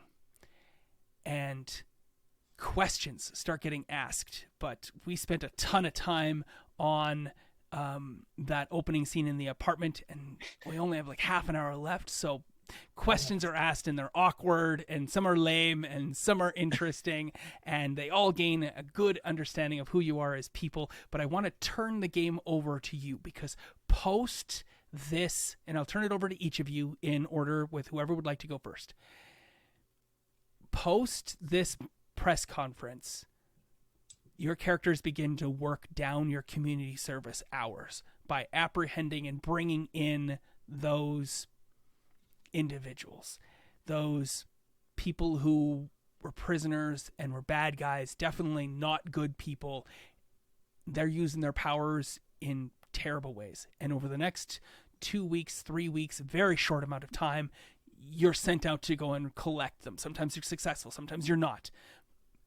I'd like you to have the chance to narrate the scene, to explain how your character, from your character's perspective, your friends can help, they can be part of it too, but how you were involved in that superhero. So we're getting the flip pages of that thing, and I'd like to spend the next 10-15 minutes, as we get like 3 minutes each of you or so, to explain, to describe how your character saves the day, brings down a bad guy, as it were. I wanted to clue you into this ahead of time, but I also really wanted to see what you were all like off the cuff with these cool little scenes and moments, and you're all amazing players, so I don't doubt that's great. Does anybody need to go last so that we can schedule that, because you really want a bit more time than what everybody else is getting? Wow, I love you all. Nobody wants to go last. You're all like, cool. Okay. Patty O'Greer is overcome with happiness for you. Tells you you're an amazing asset. And where this scene ends, your scenes take over for the flowing thing, but it leads to the next press conference. That's the press conference at the end of your 200 hours of community service. So we're going to go from this. The words are failing me, because once again, I start these games too late in the evening. It's a montage. I kept wanting to say mantra, and I was like, this makes no sense. So you go from through this montage into the next press conference, as literally more people are there. So who would like to go first? And if you want to just type into chat the number with which you want to go, that way you can feed in. Actually, you know what, we'll do it like initiative. When I first offered it, the person who goes first, you're going to tap the next person by including their character in the scene that you're in, and then their character will take over and then do the next apprehension or whatever it is.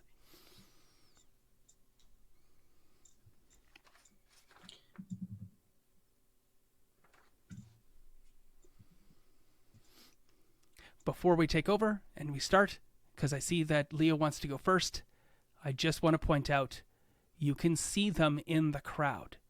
Mom and Dad McHenry are there. You see Mama Rose is there. You catch the eye of Mandy, your daughter, in the crowd. Maybe she's in that Starbucks drinking a strawberry frappuccino looking disapproving, but you spot her as we go from this montage. So for the people who are looking at the comic book, you see this page, you can see central key important figures. You see Aunt Julie is standing right next to the lady Samantha's in love with, and I keep forgetting her name. Regina.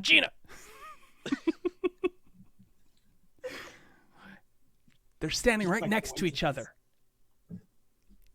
And you've got Ash's entire crew grouped together as well. They're all there in the crowd as well because this is kind of cool for that. And they will be in the same places when we come back. Take it away, Carl. All right, for the montage going forward, we do have to go after some other dangerous people, but that's not the only thing that we're doing for community service. There are also situations like the plane crash where things have gotten out of control, maybe because of events caused by these dangerous people. And that's where Pulse has really shined.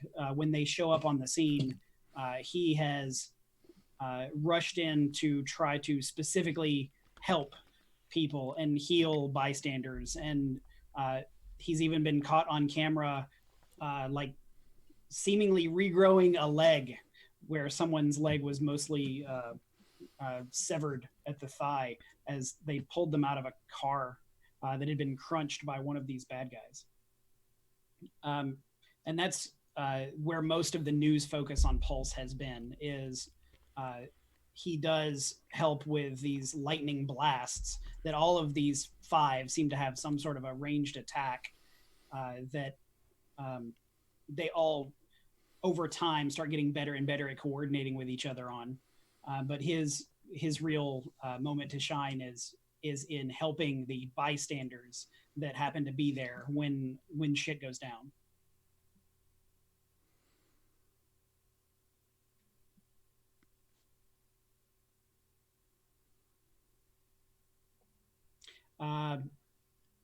In fact, there was one incident in particular where the car accident where someone had to be pulled out of a car and he had to immediately,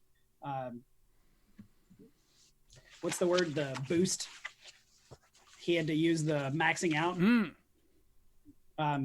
where he just seemed to turn his arms into lightning to try to defibrillate this poor person, and seemingly regrew where the leg was almost entirely severed. That wouldn't have been possible if it hadn't been for Jess being there to use the gauntlet to rip the side of the car open like a can and help pull this person out. That's cool. Yeah. I'm sad it wasn't Jess that lost her leg, but I'll take it. I feel like having pulled up the car, it like cuts to me pulling up a piece of metal floor that's been bolted to the ground, and just you look down, it's just kind of like a, basically just filled with crooks. You see, no, it's like we just kind of went into like a mobster's area, their warehouse. I pull up the floor, I drop down, and I just start tossing people. And it's like, I hear, gunshot go off. I hide behind a crate. And as one runs by, I just put out my metal arm and I totally just clothesline whoever's running by me. So I feel like I'd be knocking out all these people, throwing them. Someone just kind of flies through a door and I hear ticking. And I kind of realize, I'm like, what is this weird noise? And I look over. It is the stereotypical wired bomb. Clock ticking down on it. I'm like, shit. Samantha! Yelling through the whole, Samantha! And I call for the only person I know who could quickly Google how to stop a bomb in 12 seconds. It literally is Google. Let's have a bomb in 12 seconds. That's fantastic. All right. So Sam would show up and she would Google how to disarm this bomb, and like using her massive intelligence, she would help to disarm and defuse this bomb, saving all of the people. I'm picturing that's like her left hand while she's like reading Kierkegaard or something, like Watching MacGyver. Like 40 Yeah, episodes she's of like, MacGyver all right, I at got one this up time. here. So how was your weekend? Like disarming the bomb reading through Google. She's like, all right, well that's taken care of. ooh, I just learned to paint. So in addition to like disarming the bomb and stuff, Sam is also going to help like apprehend thieves from museums and things like that, and additionally help to like do some research towards like new methods of containing crime in the city, with using her massive brain power and intelligence, working with the city that way as well. I also see her kind of spending a lot of time with like the LGBTQ communities and things like that, and trying to help them enhance like security for their clubs and their nightclubs and things like that. In fact, she would tap Isabella to help her get in touch with some of these clubs. I think Isabella definitely helps out by being the team PR manager and really downplaying any sort of collateral we might cause, in addition to just doing her best to de-escalate situations before we got to the punching. I think she's definitely going to do a lot of work in the club scene as far as making them safer for all kinds of people, and just ensuring that like nobody's getting into anything too dangerous. And since she is noodle armed, she would definitely enlist Ash as a bouncer. Yeah. I think what happens is that, we kind of own the party scene, and we're kind of cleaning up a little bit for like the bad types that might have gotten powers, maybe like turning them in, but we mostly just like to party. So we like run underground raves, and I go invisible. I scope around, make sure nobody's getting, maltreated in the audience or the rave or whatever. The dance floor is mine, but as a kind of a ghost. And then as soon as I see anything going down, we're making it happen. Plus, we get to use our like charisma and calming composure to make everything chill. Everybody likes our parties because you don't feel a thing. Cool. So do you actually stop any crime after the bomb gets diffused? Wait, there's a bomb? I was sleeping. Sorry. I only come out at night. No, we do. Sorry, I gave like I guess too vague a description, I guess, as far as the general team one. Definitely still helping stop crime. I think Isabella's probably time to shine is definitely finally helping to reform those unicorn Nazis. By convincing them how they can help their community by reading to old people. Yeah. Cool. Yeah, they just convince a whole bunch of old people to join their gang. They might take their social welfare checks. I kind of pictured Isabella Sterling fighting some guy some prisoner guy that was able to like clone and duplicate himself, or create these weird homunculi that come off of his body with her claws, and it gets intense as there's like this big swarm of them that come on, like literally clamber on top of her, and she goes down underneath this big mountain of flesh, and then there's just these bursts as her poisonous claws start digging in and rending them and causing these quantum constructs to explode in pops of greenish smoke. That was the kind of picturesque scene that I pictured from something that Isabella Sterling would have to do, because she's become like Jackie Chan style karate hack and slash close combat master that she never was before. So she's always looking really cool and suave. I kind of picture more like that. Drunken Master meets Wolverine. Yeah, sure. Less snarling though, right? Like Yeah, and less More like a Laura drunken. than a Logan, right? Yeah, definitely. yeah. And not angry, but Mhm. cool. Chill. Yeah. Like beautiful and deadly together. So, for Lucent, I pictured that like things keep exploding into Lucent, hitting them, smashing them around, and Lucent just keeps getting up and dusting themselves off and saying some sort of pithy comeback comment, and then like I can do this all day. irradiating. I can do this all day, and then irradiating them with light. feel the power, feel the burn, sort of thing. Are you working out? There's I need a better catchphrase. I'm working on it, okay? Yeah. Now, like, Do you say lights at when you punch someone? yes. and like, and that's become the catchphrase. Is like, oh, I need a better catchphrase. Is there like a body laying there smoking unconscious in front of Lucent, and Yeah. the glowing, like dawn's coming up, and Lucent's like shit and starting to glow and glitter and reflect. So this is kind of how I pictured these montages. As you take out how many 40, 50 prisoners that escaped from this highway here, but there are other aberrants, there are other erupted nova that are doing illegal, terrible things, and you bring them to justice as well. And just like it was with Randall Rasmussen, the guard, and TikTok magnate, you don't seem to ask a ton of questions after you bring them in. Just kind of like drop the bodies off and be like, how many hours is that? We're so mercenary. They never give us an answer. There's no running total. We just have to get mad every time it happens. Scott Blaze always says no. Yeah. So after you do get a running total, the clock ticks down on your community service hours, especially when you bring in prisoners. It ticks down quite a bit. And that becomes a reward piece. Over the course of this time, you get your super suits. So if you've had a thought about how to change your orange jumpsuit into something else, something more, or add branding and advertising to it like a NASCAR driver, you are more than welcome to picture that in your head.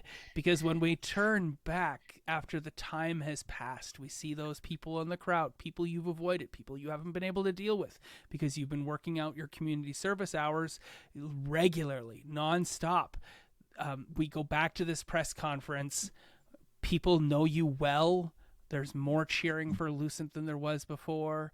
Everybody loves Edge because she controls their emotions. Everybody's super excited. People are a little more scared of Pulse. Pulse is looking a little bit more ripped probably than he was because that old person skin sag has pulled back up into firm supple. He doesn't really have the jowls and the chicken flap biceps going on anymore. Does he still dress like an old man with the tweed? Probably. Hey, he doesn't have any other clothes, but Orange they don't jumpsuit. fit him as well anymore. Orange jumpsuit. You're about to burst out of your sweater vest. So if you want to picture that, we come back. Patty Greer's there. It's not the Chili Peppers, but I can't think of another great Los Angeles band off the top of my head. I think maybe Jimmy Eat World is from there, but they're like a one-hit wonder, and I don't know. So another Los Angeles band. Jimmy Eat World is from Arizona. I know. It's No Doubt. They've got Yes. No Doubt back together because in my world, No Doubt never breaks up. So No Doubt's there because they're from Anaheim. They're more than willing to come over to L.A. They're part of the metropolis, and they're like walking in the spider webs, and Patty O'Gear comes out to fanfare and explosions, tons of questions, awesome moments, beautiful things with your characters. Now the cool part. Your characters have changed. over this experience, especially the 36-hour experience, and the relationships and the people you had and the contacts you had and the loves and relationships with people in your family and friends have doubtlessly changed in some capacity. So let's do some scenes here as our characters disperse down to talk to some of these loved ones. Let's kick things off with Mandy because I feel like it'll start things off right. So Mandy's in the Starbucks. Leo comes on down. Yeah, the Starbucks enters the ding. And your phone has let you know that you're now able to connect to Starbucks Wi-Fi. And there's Mandy with her strawberry frappuccino in hand. Is she making eye contact or not making eye contact when Dad walks up?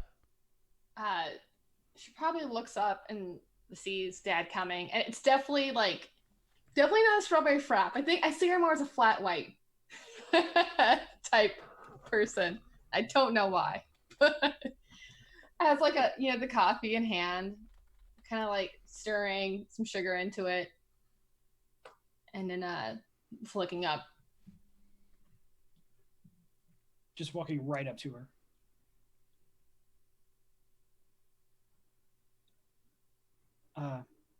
How you been? Good. The apartment's been very quiet. Yeah. I'm sorry about that. I'm glad you got in okay and got settled.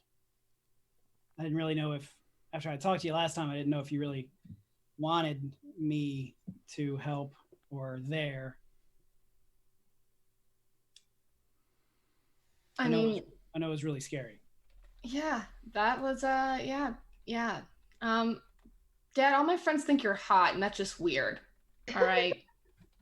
I don't know what happened, but I don't know. This is just strange. You look younger than me.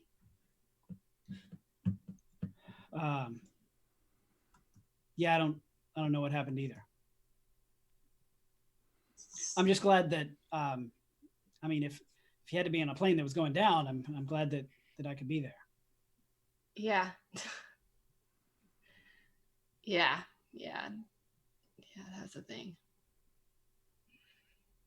So are you gonna move back in? Are you hanging out with your superhero friends? You're gonna be wearing some tights soon? Little cape? I don't think so.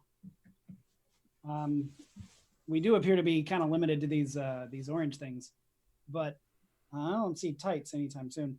And you know what? I think I can figure something out so I can keep the apartment and also stay out of your hair if you want to just keep the apartment while you're in town. I mean, you can stop by. I guess it's kind of strange. You're gonna have to wear a hat that says Dad, or the landlord's gonna be really thinking I'm just having everyone around. Oh, I'll talk to her. It's probably fine. Hey, have you seen the cat? There's a cat that used to come around, and I fed her once in a while. Yeah, she really, really likes burgers. It's kind of strange. Oh, yeah, I wouldn't have thought of that. Yeah, she kind of loves them. Yeah, I mean, I'm happy you're okay. I figured that one day I'd be wiping your ass, but I really think I'd be wiping your ass as a baby. Yeah, I'm kind of worried about that now too. Yeah, at least you'll be cuter then. It's a lot easier to take care of a cute baby. Yeah. Great. Got that to look forward to then. So you said you're interning? How's work? It's good. No one really has caught on to the fact that I'm your daughter, so you're kind of the talk. I'm looking around Starbucks. People are surreptitiously taking pictures. Yeah. It's going to be really and I feel like I would notice, but it's going to be really cute when everyone thinks I'm dating my dad. That's going to be great. Yeah. I'm sorry. So, I mean, you didn't do it on purpose, but I mean, I don't. Do you want to come by on Sunday? I'm not cooking. You know, I don't do that, but I can pick up burgers. You can feed it to the cat. That'd be nice. I don't You're think okay, that though. people are going to be thinking that Mandy is going to be dating Pulse. There's a big war going on the social media that Pulse and Edge are shipping, and then they're fighting with all the people who actually have Pulse and Mesmer the ship. And as Pulse is de-aged, more Pulse Gauntlet shippers are coming about. That's so funny. Yeah. But not very many, like at all. But not a normie. No, not an army. There's the Pulse Edge Army, or the Pedge. No, They're called Normie. Normie. Mandy would be a normie. Yeah. Pulse Edge is muggle. called Pedge and Pesmer. Pesmer. You got shipping names? That's Yeah, awesome. they've got shipping names and everything. Okay. Yeah, that'd be really nice, Mandy. This weekend. Yeah. We can play cards or something. You still like an Asta? Oh my god. You can look at That's her, a but you're perfect always moment on- to end that scene Okay. on, where we get this rapprochement between Bring out some Gauntlet liquor. and Pulse. I feel like, yeah, Mandy grew to accept that her dad was still her dad. So Yeah, I'd say so. that's pretty beautiful. The next scene I wanted to do, I posted. I wanted to do Regina, Sam, Aunt Julie scene. So if we could get the people for Regina, Sam, Aunt Julie, please, players, post in the Zoom group chat. I don't remember all of the scenes you wanted to have to end the game with. Right. Yes. Thanks, Mom, Dad, especially. Maybe we'll do that one next for Gauntlet. Yes, and I want the agent, and I want the agent to be there for Jess as well. Cool. All right. So Mom and Dad are in the crowd. They're holding I'm Gauntlet's mom. Or I'm with Gauntlet's mom. I'm with Gauntlet's dad. Signs, and they're wearing shirts with a silver gauntlet that has Jess's face in the middle of it. T-shirts. They both have fanny packs and are passing out like Gauntlet business cards. Have Gauntlet at your birthday party. Have Gauntlet celebrate your bar mitzvah with you. Have Gauntlet challenge you to come get a high five with Gauntlet. Only $50 a high five. Sort of. It's terrible. Terrible. And of course, your agent is there as well. Your coach has not talked to you since that time. Ooh, we had some shifting happen here because we lost Isabella Sterling. She turned off her camera. So, Whoops, forgot my bad. yeah, I'll shoot you later. Make me at 9 o'clock. Move this back around. So just so everybody know, it's 9 o'clock. We are we're just gonna go a little later tonight, just because this is the finale. Who is this person? There we go. Everyone is all over the You're place. me. All right. So, yeah, you're down there right in front. Crowd's starting to disperse. Mom and Dad have been waiting for a while. Oh, so we're doing. Sorry, I took off my earbuds, put the other one on. Are we starting with Mom, Dad, not Regina? Mom, Dad. Oh, Okay. yeah, sorry. No, Regina, Sam, Aunt Julie. That's what I wanted next. I apologize. Okay. I apologize. Regina, Sam, Aunt Julie. And then next will be Mom and Dad. I'm just so excited for Mom and Dad.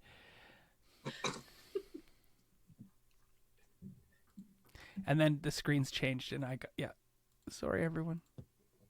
Where are we? Setting scene. Off to the side backstage. Are you nervous? I feel like I'm nervous for you.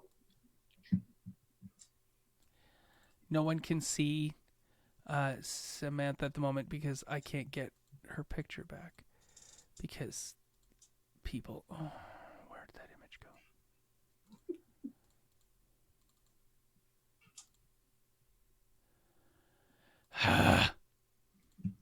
We shall How- find. How far has our relationship progressed now, Samantha? Just to set the scene. I don't know. It's been a few months, so. Oh, it has been a few months. Sam is a lot more confident now, so I'm pretty sure she would have come out and said how she feels. Ooh. All right. You're definitely getting an encouraging kiss before you go out on stage. Really? That's amazing. Yay! I mean, yes. I mean, So just proud of you. hi. Yes. I know that you had to take off time from school, but you've been doing so good, and like everybody is so happy to have you back. We know that your research skills are going to be amazing. Obviously. I mean, yeah. Like this has just like completely changed my life. It's changed For the better. mine too. I know. So, So proud happy. of you. I'm sorry, I'm gonna cry. Oh, it's okay. It's okay. Don't cry. And she like wipes the tears away with her scarf. It's okay. Don't cry. I'll just, after all of this hubbub, we'll just go back to my place, Netflix and chill, have some wine. I've got like great spread from Whole Foods. Ooh, that sounds really good. Your favorite olives. You Oh, the just Greek knock 'em ones, the dead. black Greek ones. I really love those. Yes. It's really awkward. Aunt Julie walks up. Oh, hi. Oh. Hi, Samantha. Okay. And Samantha's friend. Just girls being pals. Yeah. Hi, Aunt Julie. Why are you here? Well, you have avoided me, I feel. I know you've been very busy, but I am your family. You could call me back. You're right. I totally should have called you back. I'm sorry. Are you going to your friend? Who is? Hi, I'm Dr. Regina Smith. Nice to meet you. Yes. This is my girlfriend. Seeing each other for a few months. That's why you have. Oh, okay. That's why you haven't called me. I see. You've been very busy with the beginning blooming of love. Okay. We could set up a brunch date. I'd love to meet you and hear stories about Samantha. She hasn't given me a lot of information about her growing up. So. yeah. Let's not do that. I have a lot of stories. So Yes. Aunt Julie, yeah, how are dads? Good. They're good. Yeah. Well, yeah. So okay. I think you should both come over. Mm-hmm. We'll pencil it in sometime. After church. Okay. And I could learn more about your girlfriend. You really want to do that? Yes. Yes, yes. That would be great. It'd be Wow. something. I'm like, All right. Yeah, baby steps. Let's do that. Yeah. Okay. It's nice talking to you, Aunt Julie. She's like, yeah, kiss. And like leans in and does like the awkward, like, yeah. You don't know if you're actually supposed to touch, but if you do it by accident, it's like, oh, the makeup. Samantha, the makeup. And like does the same to Regina, but like a little farther away since they're strangers. yeah, there's a little bit of a, an awkward pat on the back. Christian side hug. Yeah. Leave room for Jesus. Is there any jealousy trickling off of Aunt Julie? Concern. Okay. I'd say concern. in confusion. Good. Okay. Oh, this is probably the best her niece has ever looked in her eyes before. Her niece is famous now. Before, she was kind of like, in Angel's eyes, kind of like a deadbeat with school for a thing that most people don't make money from. Seriously judged her choices. Now she's dating a doctor. And she's famous. So Cool. she'll like bypass the part that, you know, she may not have thought it was going to be a girlfriend, but damn, she's still a doctor. Cool. And I think that's the best you could possibly ever get from Aunt Julie. Yeah, And then maybe the last time you see her before another required familial holiday. and I'll be like, no wonder you didn't tell me about your family. Like, I'm so proud of you. When I came out to mine, my Aunt Agnes was not happy. So you did good. So my dads are, I didn't have a mom. I had two gay dads and Aunt Julie. And Aunt Julie was like the anti-gay, go to church, how dare you. Oh. Yeah. Okay. Yeah, that was Aunt Julie. I was gonna say I didn't think your family would include bigotry, considering about your dads. I mean, but you know, everybody has And to Aunt come Julie? through it naturally, and Yeah, we'll make yeah. sure I'm really it feels comfortable. kind of blown away that she showed up here and was like friendly and Yeah. didn't accuse me of stealing something again. Stealing. Yeah, that's her MO. She accuses me of stealing anything she misplaces. All right. Well, yeah, we're not. We'll get her some nice flowers on Easter, and we'll just call it good. Okay. Yeah, it seems Yeah. like Aunt Julie's level of respect for you and probably deference to this, like all of the news about the heightened intelligence of Mesmer has definitely given you the scene that you had there. Interesting. Back to the scene that I misdirected initially. Mom and Dad. Oh, I don't know why you said it's like rush to change. Yeah, Aunt Julie has bragging rights now. She gets to brag, so she's gonna just I know. gloss She over will the totally look bigotry a little over bit. well, she's like, I can just tell people she's dating a doctor. Yeah, I don't have to I say mean, anything else more than that. She's still dating a an doctor. asshole, She's dating a doctor. but she's an asshole. She who's- doesn't have to care about the fact No. that she's in a homosexual relationship. She doesn't bring that up. She just says she's dating a doctor. She's taken care of. So it is selfish Yes, entirely. absolutely. Aunt Julie is an asshole.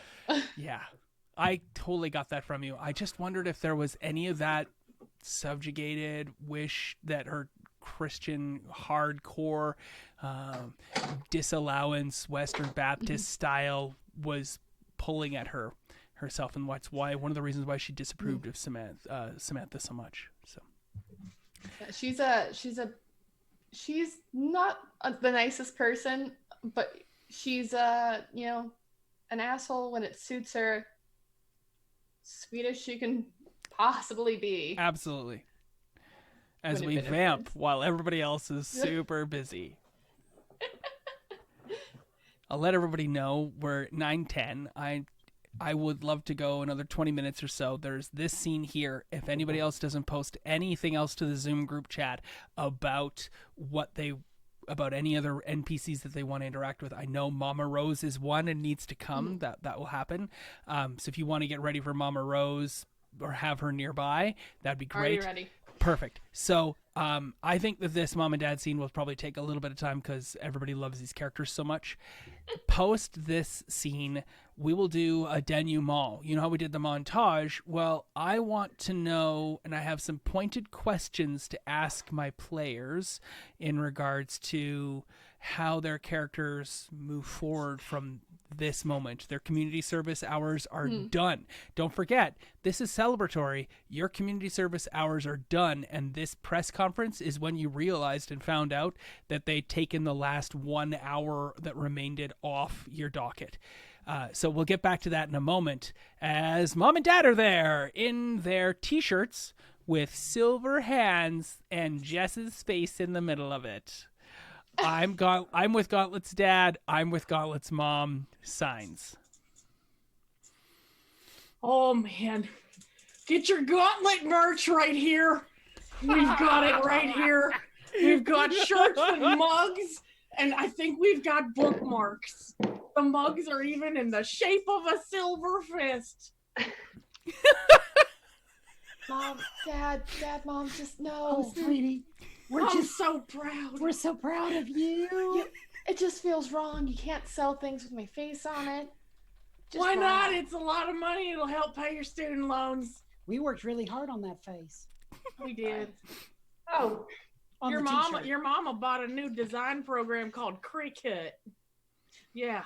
I did. It's great. You iron them right on. Okay. We even had cousin Jimmy come over and help us with the graphic design. Oh yeah, I had one $20. All right. Okay. Yeah. All right. Fine. I'll take it. Go Sure. Gauntlet. Right. Yeah. Yeah. They Look, love we got you. pennants like the baseball pennants, but they say Gauntlet. Look, your face is on it. It's just 2 inches tall. I I'm so don't- proud of you. I don't think you have to worry about those scholarships anymore. So it doesn't bother you that I can't do track and field anymore? What do you mean you can't? Funny. You don't understand. People have been calling us. They want you to do your track stuff, but not competing. They want you to show off. Honey, I wanted to save this for later, but Michelin wants to sponsor you. A tire company? Well, yeah. Jump in there, Velvet. Jump in there. Well, you have to go fast, don't you? So we're still ironing a lot of the details out. I'm trying to press them for more, but they're being stubborn. Sweetie, how do Listen, you your feel- future is set. How do you feel about Coca-Cola? I don't. Oh God. Oh, sorry. Oh gosh. Sorry, Mom, Dad. Yeah. How about we just do if I can do a few events a month. Sure, Michelin. Maybe I'm more of a Pepsi girl, but Yeah, but for the paycheck, you'll wear red, right? I'm terrible in red, Mom. I You look can terrible drink in whatever red. you want at home. You just have to. You don't even have to drink it. Just sip it and spit it out. Okay, one event a week. That is max. That is all I'm doing. And better Yeah. pay well. 'Cause Look, Coca-Cola is the colors of Alabama. Yeah. And you got to roll Tide a little bit, honey. all right. But you're going to wear some red and white. Also, they're based in Atlanta. Yeah, they based in Atlanta. It's local. All right. Florida. Okay. Yeah, they're from back home. Okay. Yeah. Just one event a week. I can finish my degree, and then What That's you need it. a degree for? You're a superhero. we don't know how long. Honey, I might get so old I can't lift this thing anyways. I mean, she ain't got to have a degree. She's set for life. She's going to be a billionaire. sweetie, if you want to finish your degree, you can do that. Thanks, Mom. I mean, what's your degree in again? Honey, Seriously, Dad.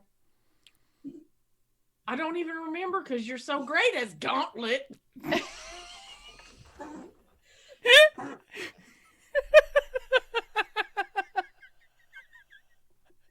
Say it Athletic again. medicine. Gauntlet. Athletic medicine.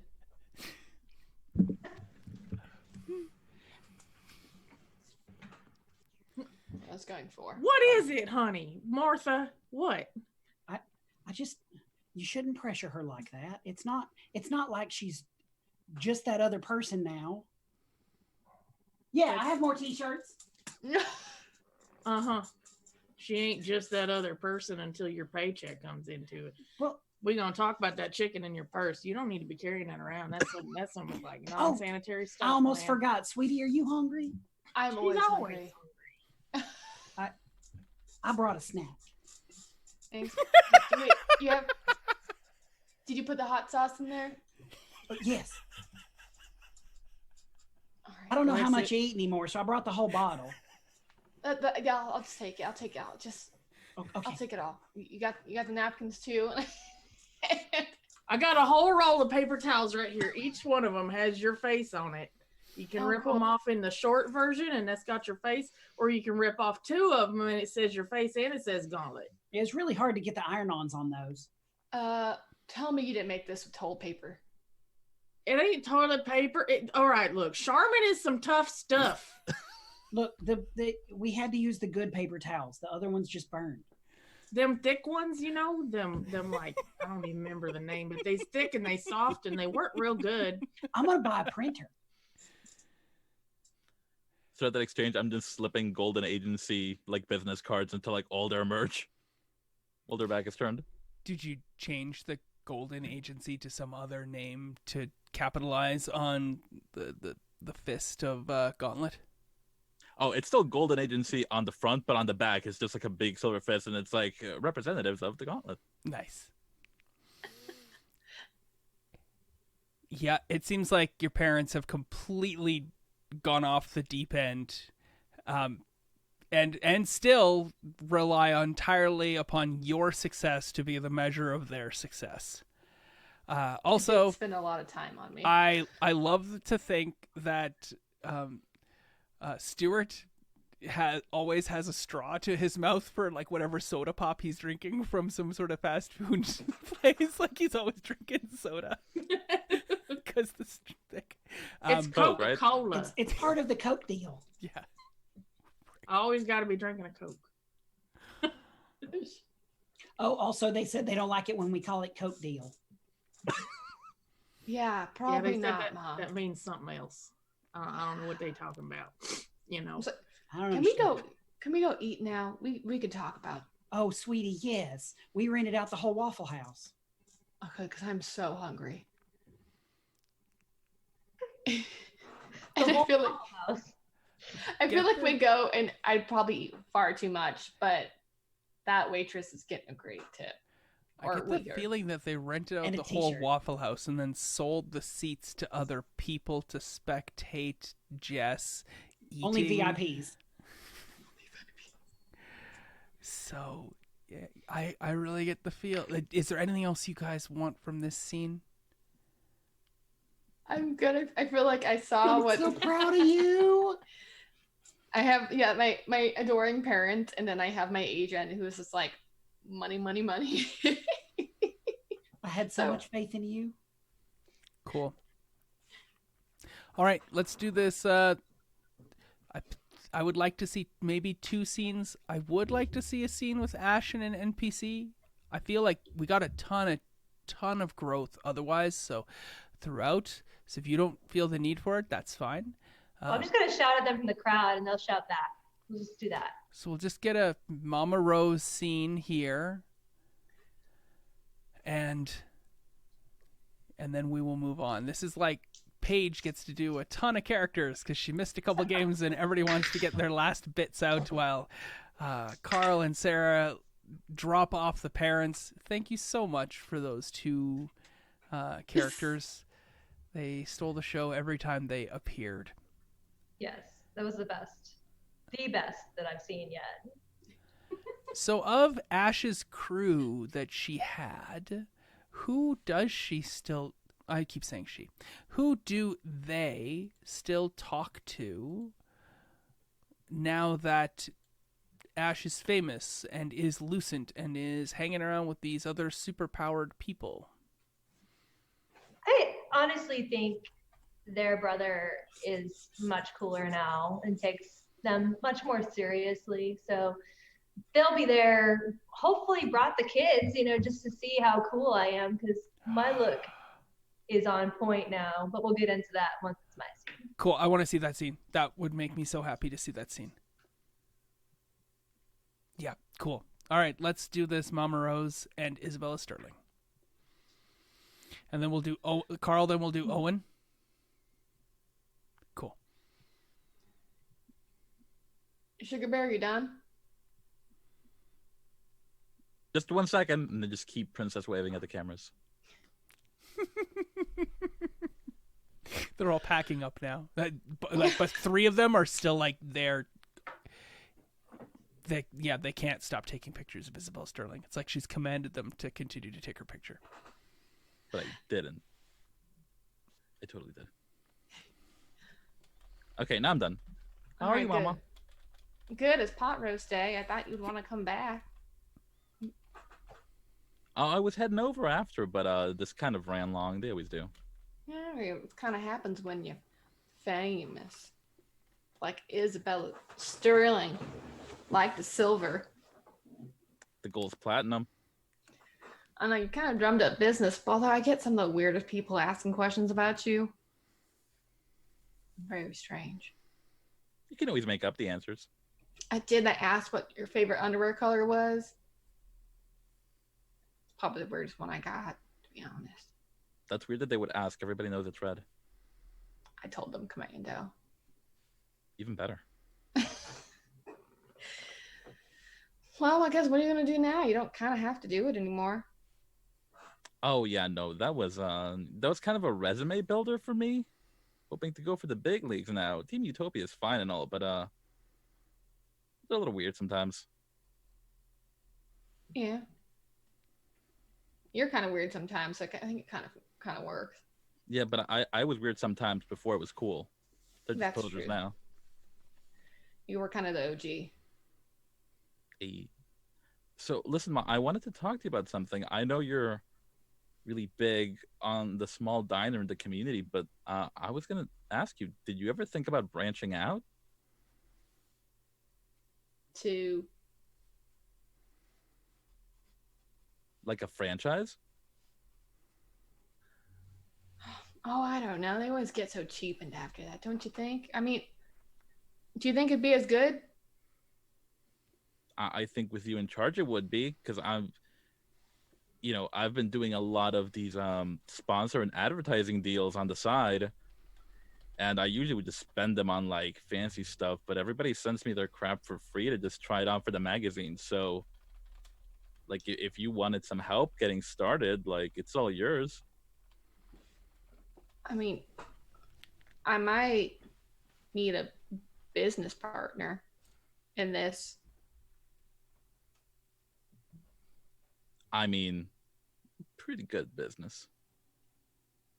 Well, The then face I part would, anyway, not the money part.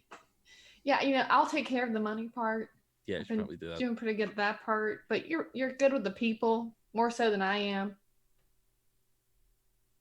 So, yeah, I guess what would you want to call it?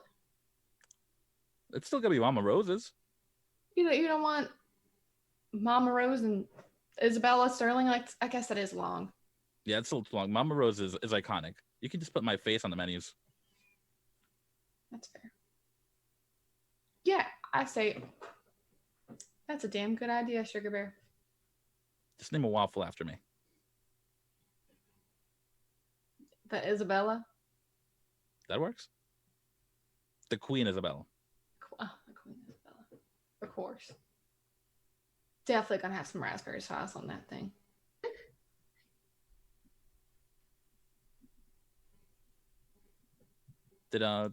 Is everything better at the apartment now? We kind of pieced and didn't really check back in. Yeah, they kind of sold that one, kind of broke it up after they found out that one woman did the one thing and blamed the one dude who definitely couldn't do the thing. And but he's kind of around now though, because I just kind of moved to a different place within there since they want to take the daughter out of the school system. So now I got a crystal porcupine who lives with me. Well, not with me, but like in the building. It's kind of strange. Yeah, Randall's good people. Yeah. Turns out he wasn't a Nazi, but now we don't have any in the building, so that's even better. There you go. See? Everything works out. Yeah, it turns out people are scared of porcupines, especially if the crystal man type. Kind of scares out the riffraff. Great. But I mean, even then, it doesn't sound like you'll need to be living there much longer if the franchise works out. I kind of like it though. Kind of my place. But I guess I can live somewhere else. Always rent it out. Unless you want it. No, I think I'll stick to traveling for a while. Hey, thanks for everything, Mama. Anytime, Sugar Bear. I feel like we'd go eat pot roast now, which actually I'm a vegetarian, but it sounds very good. Yeah, definitely. Let's go eat. Did I beat Carl back? Yeah. Oh, okay. Well, that seems doubtlessly reached its conclusion. Yeah. Yeah. That was like a 30-second scene at best. And I was gone for like at least a minute. Oh, there's Carl. Okay, there so he is. now let's move on to Ash and Owen. Okay, I feel like this is... How does Ash deal with the fame and the crowds and the people? Very, I let Edge take on all of the popularity. I just happen to be like the right hand, to that. And I only come out at certain hours at night and only go on stage if it's like I confront the punk shows that I like, like we have, but I'm not very articulate. So, but I've got that kind of presence enough to like, and then, I'll just come up on stage, MC a little bit, and then let everybody else chill. In terms of fame, yeah, I just kind of hide as much as possible because I'm not really used to spotlight, but I just happen to be kind of in the background and not saying a lot. Okay, cool. So as soon as you're done, you're like slipping out the back? Out of the press conference? Yeah. Yeah. Cool. So in terms of an update on a look, I just want to make sure that you all know my jumpsuit is now black, of course. My hair is shorter. I have sunglasses on all the time. I am still glowing, but I've definitely like snazzed it up a little bit. I tried to make myself look a little bit more like put together and not so, trashy all the time. There's still a trash element, but it's like glam trash. And it was all Isabella Sterling's help. So the makeover happened. So Black when you're wearing black barks like a dog. It doesn't even look black anymore. People naturally assume that you're wearing color. Just the way of it. Because you sparkle. I'm bright. Yeah. They don't assume that was black. They just like, no, it wasn't black. That was some sort of like mirror thing or like a muted red or some sort of like royal purple. It's weird. Nonetheless, you slip backstage and that's where Owen is waiting off to the wings behind where all of the assistants and helpers are. Hey, bro. Oh, How's it going? Ash, it's so good to see you. Yeah. I know I've been pretty busy. Sorry. We didn't get to talk much last time, and I've been worried, but you've been all over the news, so it's like really weird. It's kind of hard and easy to keep up with you. That's good. I'm glad, like different worlds now, but I feel like, things are cool, right? Like still invited over to family dinner or whatever. Oh yeah. Okay. I mean, like the kids were looking forward to seeing you. Yeah, I like don't have an action figure like those guys do, but we could make one. I don't know. We'll just find a Barbie and chop its head off or hair off, not its head. No, they would rather play with you. Oh, okay. I could come over. I mean, if it's like, I sleep a lot during the day, so it'll be like a night thing. It's good with me. All right. I mean, they like have school and stuff, so we Yeah. go pretty early. I can I'll swing it. Just give me a time A and couple date. small people's heads keep poking out around a corner. You notice Did you this, bring Ash. the kids? I mean, I didn't know if it's okay. Yeah, for them to, like, be back totally. here. Fine, no. You don't hide them, man. I'm cool with kids. All right, so he's gonna go get a little boy and a little girl and lead them forward, and say, Daddy "Kids?" said we're just supposed to call you Ash. Yeah, thanks. I do not even know what that superhero name thing is. It doesn't really like register anymore. So yeah. Right. No, like I told him that like you're not their aunt or their uncle. You're their yeah. Ash. Yeah. But Yeah. we're family, right? Mhm. They give you the biggest hug. Their Come eyes are like here. brimming with tears, and they're like, and the Small people. girls pulling on your jumpsuit to pull you down to her level, Mhm. and she says, "I missed you." Yeah, I missed you too, buddy. Sorry I haven't been around more. But I can come over and go play, do kid things. Do you still have a video game system? You know, we could play like. Yeah, I Wii got or the something? Switch. I got the new Pokemon Shield, and then so Cool. that's gone for the next like 3 minutes. Yeah. Yeah. Mhm. Finally, Owen is able to take the control of the conversation back to adult levels. Okay, sweetie. We gotta wrap up. All right. All right, have I'm sure fun. we can't keep Ash all day all Yeah. to ourselves. But Just, maybe we can plan something. Yeah, just text me. I actually still have the number, but I actually have a phone now. Who knew? I have a phone that actually works. So yeah, just Oh. So text. like you probably didn't get all those messages before then. No, no. You know, it wasn't really a texting. Okay, kind of good, phone. because I left you a voicemail a while back, and you should just ignore that. Okay.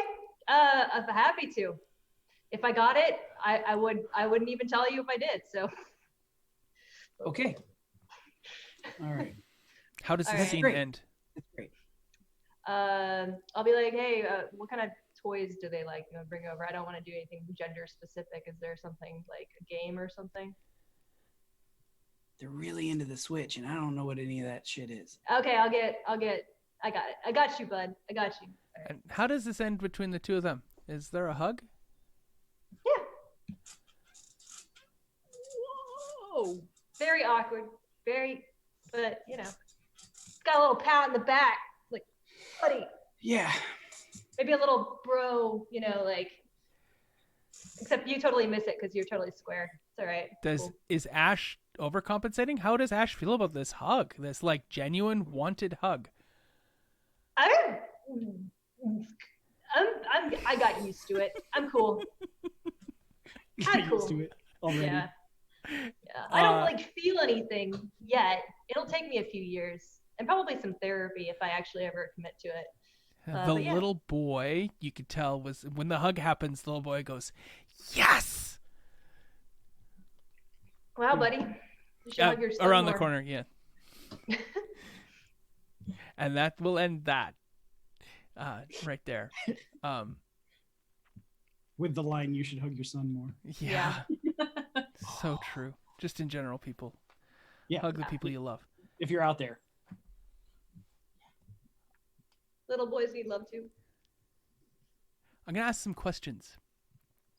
I will ask a question and shoot it out to each of you. Whoever wants to answer it first, by all means. If you don't feel like answering the question, there's no obligation for you to answer the question. But it is at this point that the story has largely ended for my tale. But because this isn't my story, this is your story. These are your characters. I would like to know what happens next for these characters, not in a specific way, but in kind of a general way. That were I to pick up this game a year from now, 5 years from now for these characters, they would still be here, and or not, depending on your decisions. Where are they at and whatnot? So my first question is, how have you changed? At the beginning of game 1, we had a scene where you all experienced your mea culpa and had to do 200 hours of community service. We know who that person was, and we know what has occurred to them over the last 22 hours of gameplay. How have they changed?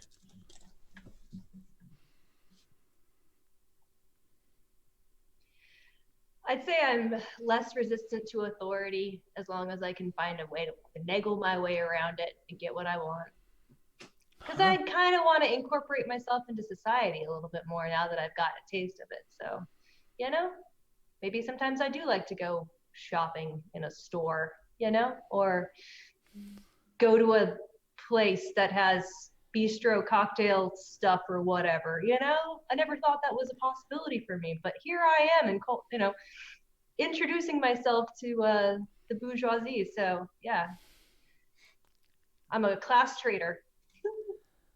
Not really. I mean, I'll tag something in the bathroom, but Do you think that comes from the change between unconscious disapproval and unconscious approval that Ash is getting from society?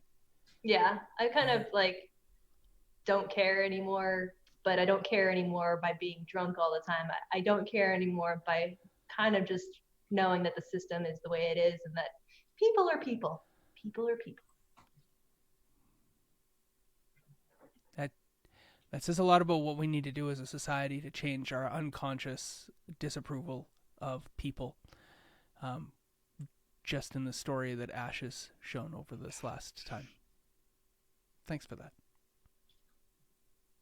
How have you changed as a character? Definitely, I feel like Jess had a really rigid schedule before. She had to train. She had to like keep her scholarship. She couldn't eat what she wanted. Jess has got it great now. She eat whatever she wants. There's no consequence. She's getting her degree. You know, at some point she gets it.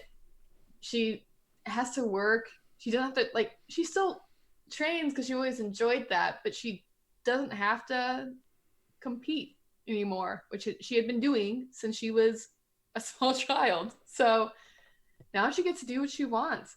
She gets to eat sandwiches with mayo. All the time. All the time. Just Mayo. Yeah. Hmm? Yeah. It's not even the whole wheat bread. It is the full, cheese rosemary covered bread. It is. I imagine you have like a Subway and they know your order because you're going to get the party size every time.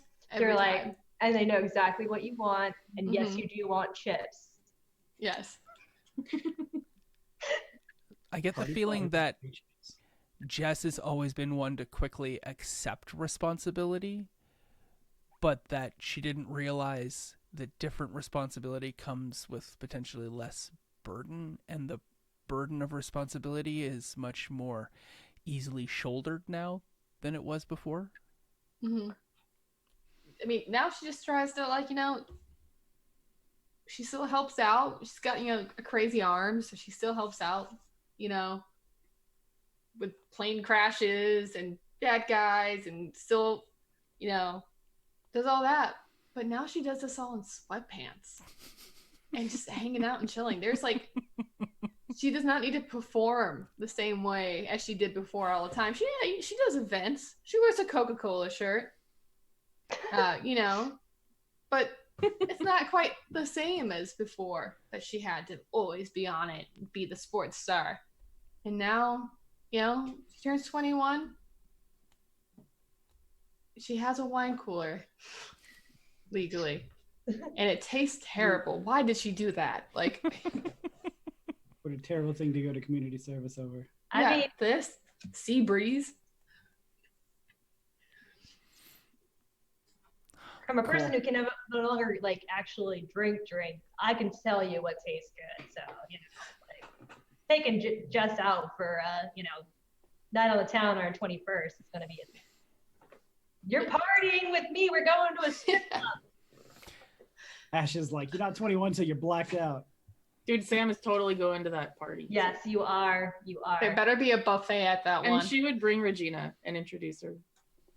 Yeah. Aww. This is so sweet. I'll take you to the best strip club in town. The girls are amazing. Cool.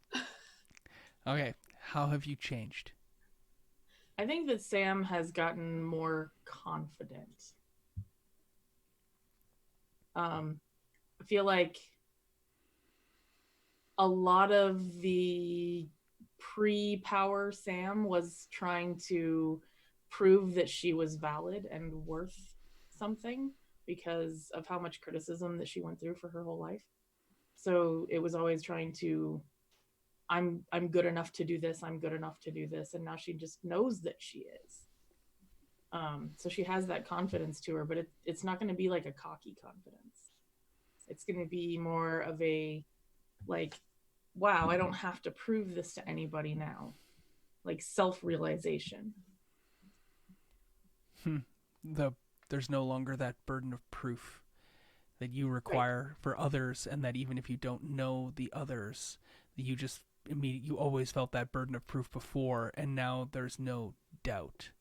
And as a result, there's no requirement for burden of proof. Proof is in the pudding. It's opening a phone away.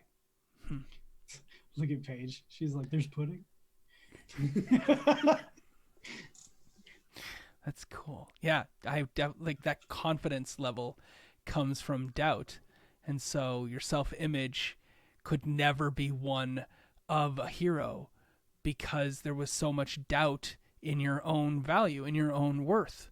And when that doubt was removed, we saw the lady who was willing to talk to an entire apartment complex subconsciously because her voice reaches all those ears.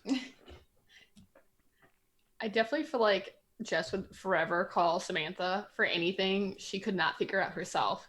Like she could Google it, but like she'd be like, call Samantha. She's like, why say hey Google when you could just say hey Samantha? Yeah, hey Samantha. And on speed dial. Exactly how many seconds for Hot Pockets? I love it. It's like the box in my hand. Like, still call Samantha. It's never right. How do I get it so it's not cool in the middle? Okay, how have you changed? Leo has clearly changed physically, but as a part of that, he's also grown more confident. He has an air of a man who has seen some shit and been around for a long time, but in the body of someone in his 20s. I think that Leo has always been the kind of person who would try to help others, but it's not always easy or convenient. And now it has become not only a requirement, but as he does it more and more, it's something that he doesn't understand why he didn't help people all the time before. I love that. Huh. So Leo had been so beaten down that he didn't feel that he was really qualified to help. He always felt that he could, and he wanted to. He started life with all these ambitions and was beaten down. He started as a pilot and a medic, and by the time he got out of the military, he had just been drilled into him so much that he knew he wasn't capable of being a doctor. He knew he was never going to be even a paramedic. He couldn't live that life. He was told so many times too, no, step back. No, you're not good enough. No, you can't. Right. And now that it has been all of their jobs to actually get out there and do the thing. And you are literally the person who's told, Leo, we need you. Leo, get over here. Right. Leo, you need to save this person. That's pretty cool. So by the end of the 200 hours, he doesn't understand why he wasn't doing that all the time. Cool. Velvet, how have you changed? How's Isabella Sterling changed? I think Isabella Sterling, like the Silver's she's kind of been forced to get her shit together. I think prior to that, she was always just a blitz from one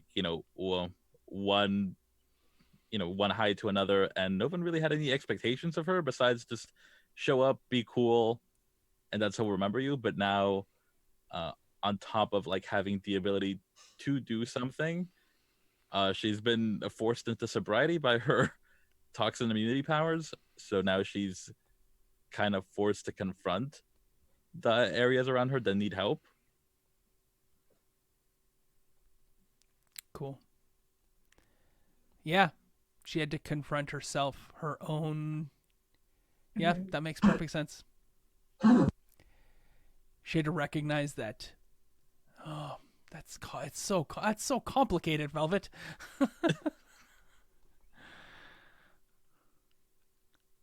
Oh, I'm gonna be thinking about that one for frick. She had to stop being distracted by herself to recognize other people. Yeah. Frick. That's... Huh. Okay. I have so many other questions, but it'll end up taking forever. Yeah. How do you deal with the fame? Is something I wanted you to all think about, is because you are all fame. That fame stretches beyond Los Angeles. It becomes a national phenomenon. You get invited to something called Team Tomorrow, and your image is crafted. It is part of the Project Utopia to make the world a better, safer, more wonderful place. You're all tapped in some capacity to be involved in Team Tomorrow if you choose to do so. There's no requirement. Your 200 hours of community service are done. You owe no debt to the city or to society. So, with that in mind, what is community? Community service is the name of this game. It's what I've been trying to harp upon the entire time. I took 5 misfits who seemed to not quite fit their community. It was part of the obligation of this campaign in this game was to make a character that had done something wrong, had fallen and had failed their community. And we have seen through your How Have You Changed, how you kind of started to fit into community. So I want to turn the denouement over to you. Feel free to answer those questions. What is being a hero? What is community? How do you deal with your fame? Where are you a year from now? In your little wrap up, you each have a couple minutes if you wouldn't mind to do that for me. Then I have one tiny scene that I want to cap this off. It's like the end of the book. There's a blank page and then there's another fucking page. And I'll give that to you if you'll all give me your best. Tell me where you're at, what happens, how do things go a year from now for your characters, and are you all still together? That's the big question I want to know. Go for it. And since I don't want to push anybody to start first, we'll just go with the way we introduce ourselves. So, yeah, let's do that. How about you introduce yourself, tell everybody where they can find you, and do your conclusion piece with this. Where are you a year from now? Are you still with the team? I've been Velvet, playing Isabella Sterling like the Silver. Thank you all so much if this is your first time watching or if you've been following us this entire time, as well as you YouTube folks if you're binging or just catching up. I think Isabella Sterling's definitely done her best to stay close to everyone and help boost them in their individual endeavors. I think she's definitely made an effort to help Jess be cooler and let Ash know that they're definitely wanted, but that, they're not obligated to hang. We're hanging all the time. I think she's definitely helping the Fab Five out and doing more community outreach. But she's kind of cut ties a little bit with Team Utopia because, the way they were being so shady was too shady, even for how shady she is. Okay. And she's just kind of done her best to be, to kind of usurp Francis as the social media mogul. Mm-hmm. You're an influencer now. Cool. Yeah, I love it. Now that there's a vacancy. Yeah. Gotta fill that power vacuum. Well, TikTok had to be replaced because their servers were destroyed, but they came back. They come back. Spearhead Vine 2.0. Yeah. All right. Hi, I'm Carl Jordan. I've been playing Leo. Leonard Upton was a complicated as Kyle said, beaten down man. And I really enjoyed playing to the moment where we actually do get to the end of our community service. And I think in the year that comes after that, he would embrace the Team Tomorrow invitation as an opportunity to go do more good for a larger area of people. Yeah, I see him changing his orange jumpsuit for whatever uniform Team Tomorrow is using and being a trailblazer for that. Does he continue to de-age? In my mind, no, he does not continue to de-age. He reaches his mid-20s or so and then begins aging normally again, but at like a third of the normal rate or less. I picture him sticking around as a figure, a keystone for either this city of Los Angeles or even for this region for Team Tomorrow for a very long time. Cool. Yeah, I'm Paige. You can follow me on Twitter as D&D and Paige. You can find my work there, and then otherwise you can find me on Mondays on Scrat for the next like 4 weeks or so. But I'm playing Jess, who a year from now, I feel like she definitely helps out with the Team Tomorrow, but maybe not in such an official capacity. Like, Jess isn't here to wear spandex. Jess is here to roll in with sweatpants and hair and a pony. You know? And I feel like she'll keep in contact with friends, even with everyone, the Fab Five. Like, guaranteed if you're like, I need to talk to someone. I need terrible advice and I definitely want to eat.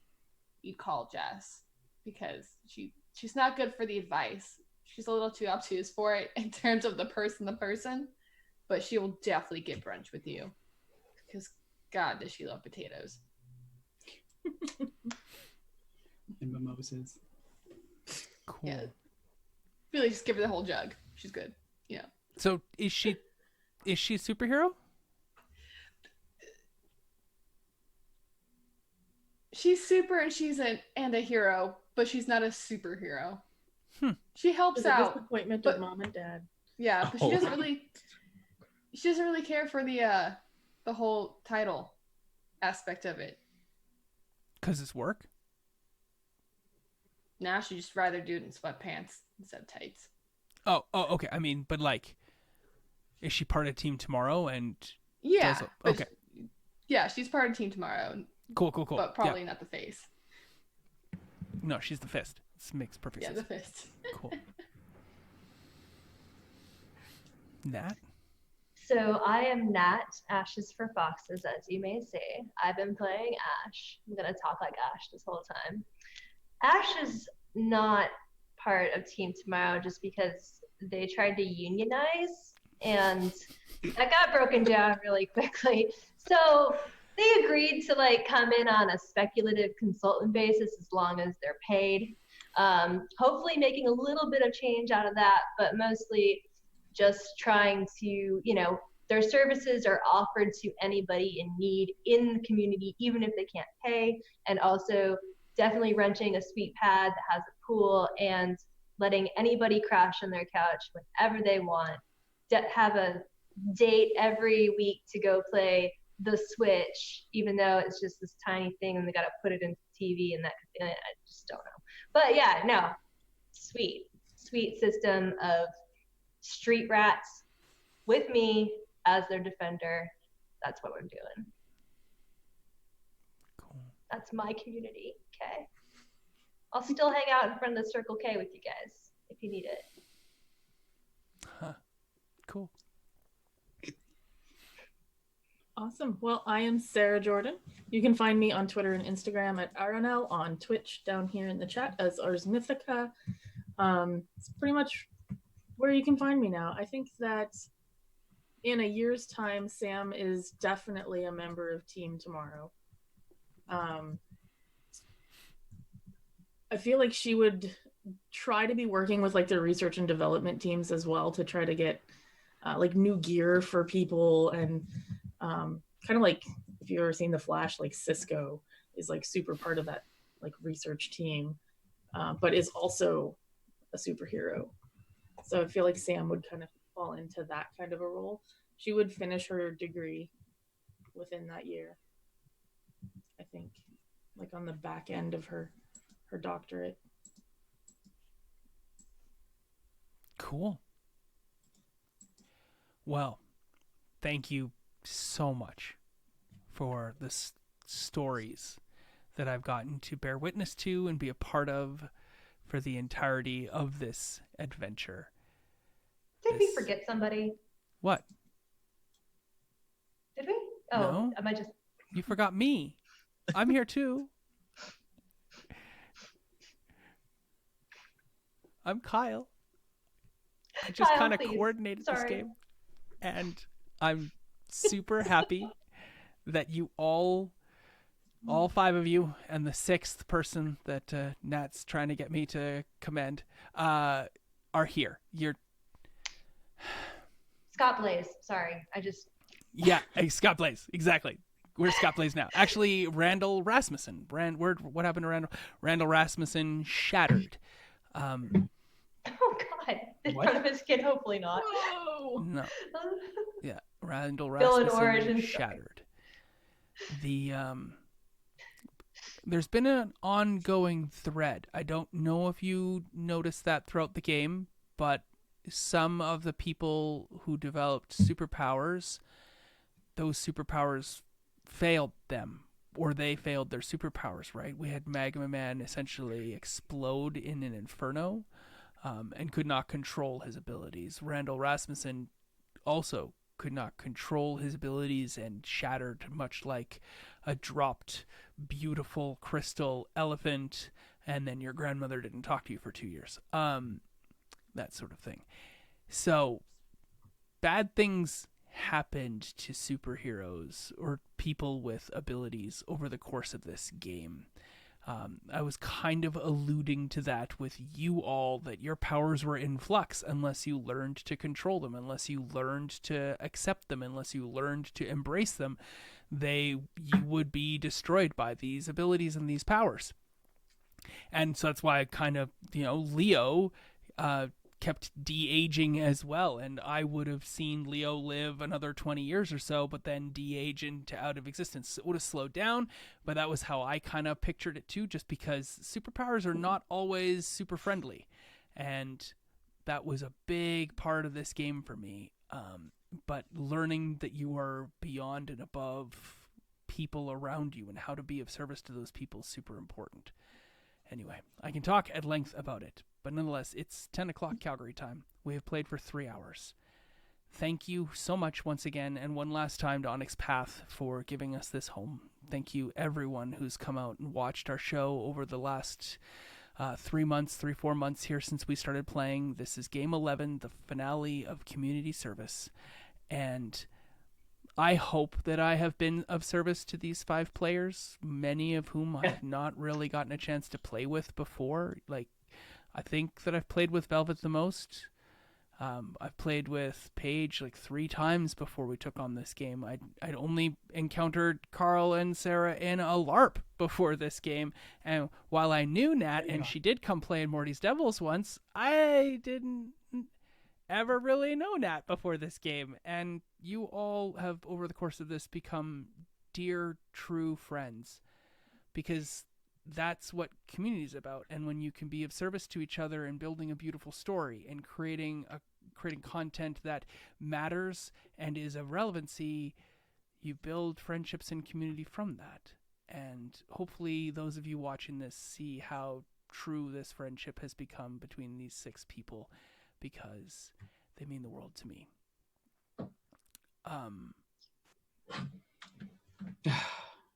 Yeah, Mikhail. That's it for me. I'm so sad to see this game go, so I will end this not the way I normally do. I will end this with a scene. It's dark. There's a crackle of a fire above, some sort of sounds of trauma are going on. Not close, far away. It's dark. It's damp. It's wet. It's smelly. There's a pool of dark, rancid, rank water. And upon the pool of water is a skin of what seems to be like oil or something, and it's smeared out and dripping from up above. There's a sound of a voice saying, "Oh no!" And then silence for a very, very long time. And eventually this skin, this oily residue on this water moves, jiggles, starts to coalesce, pulls together. And a face or something starts to appear, and a voice echoes as we fade to black. Leave me behind, will they? I'll show them. And that's the end. We have an arch nemesis in Puddle Girl. Oh man. We put her in a garbage bag. We did. We tried, okay? We tried. She's the one that went into the sewer, okay? We tried. We probably didn't get all of her. Didn't get the essential of her. Anyway, that's it, folks. The evil half. I'm going to stop the stream now and bid you all adieu. Thanks so much for tuning into community service. Thank you, Kyle. Goodbye. Thank you so much, Kyle.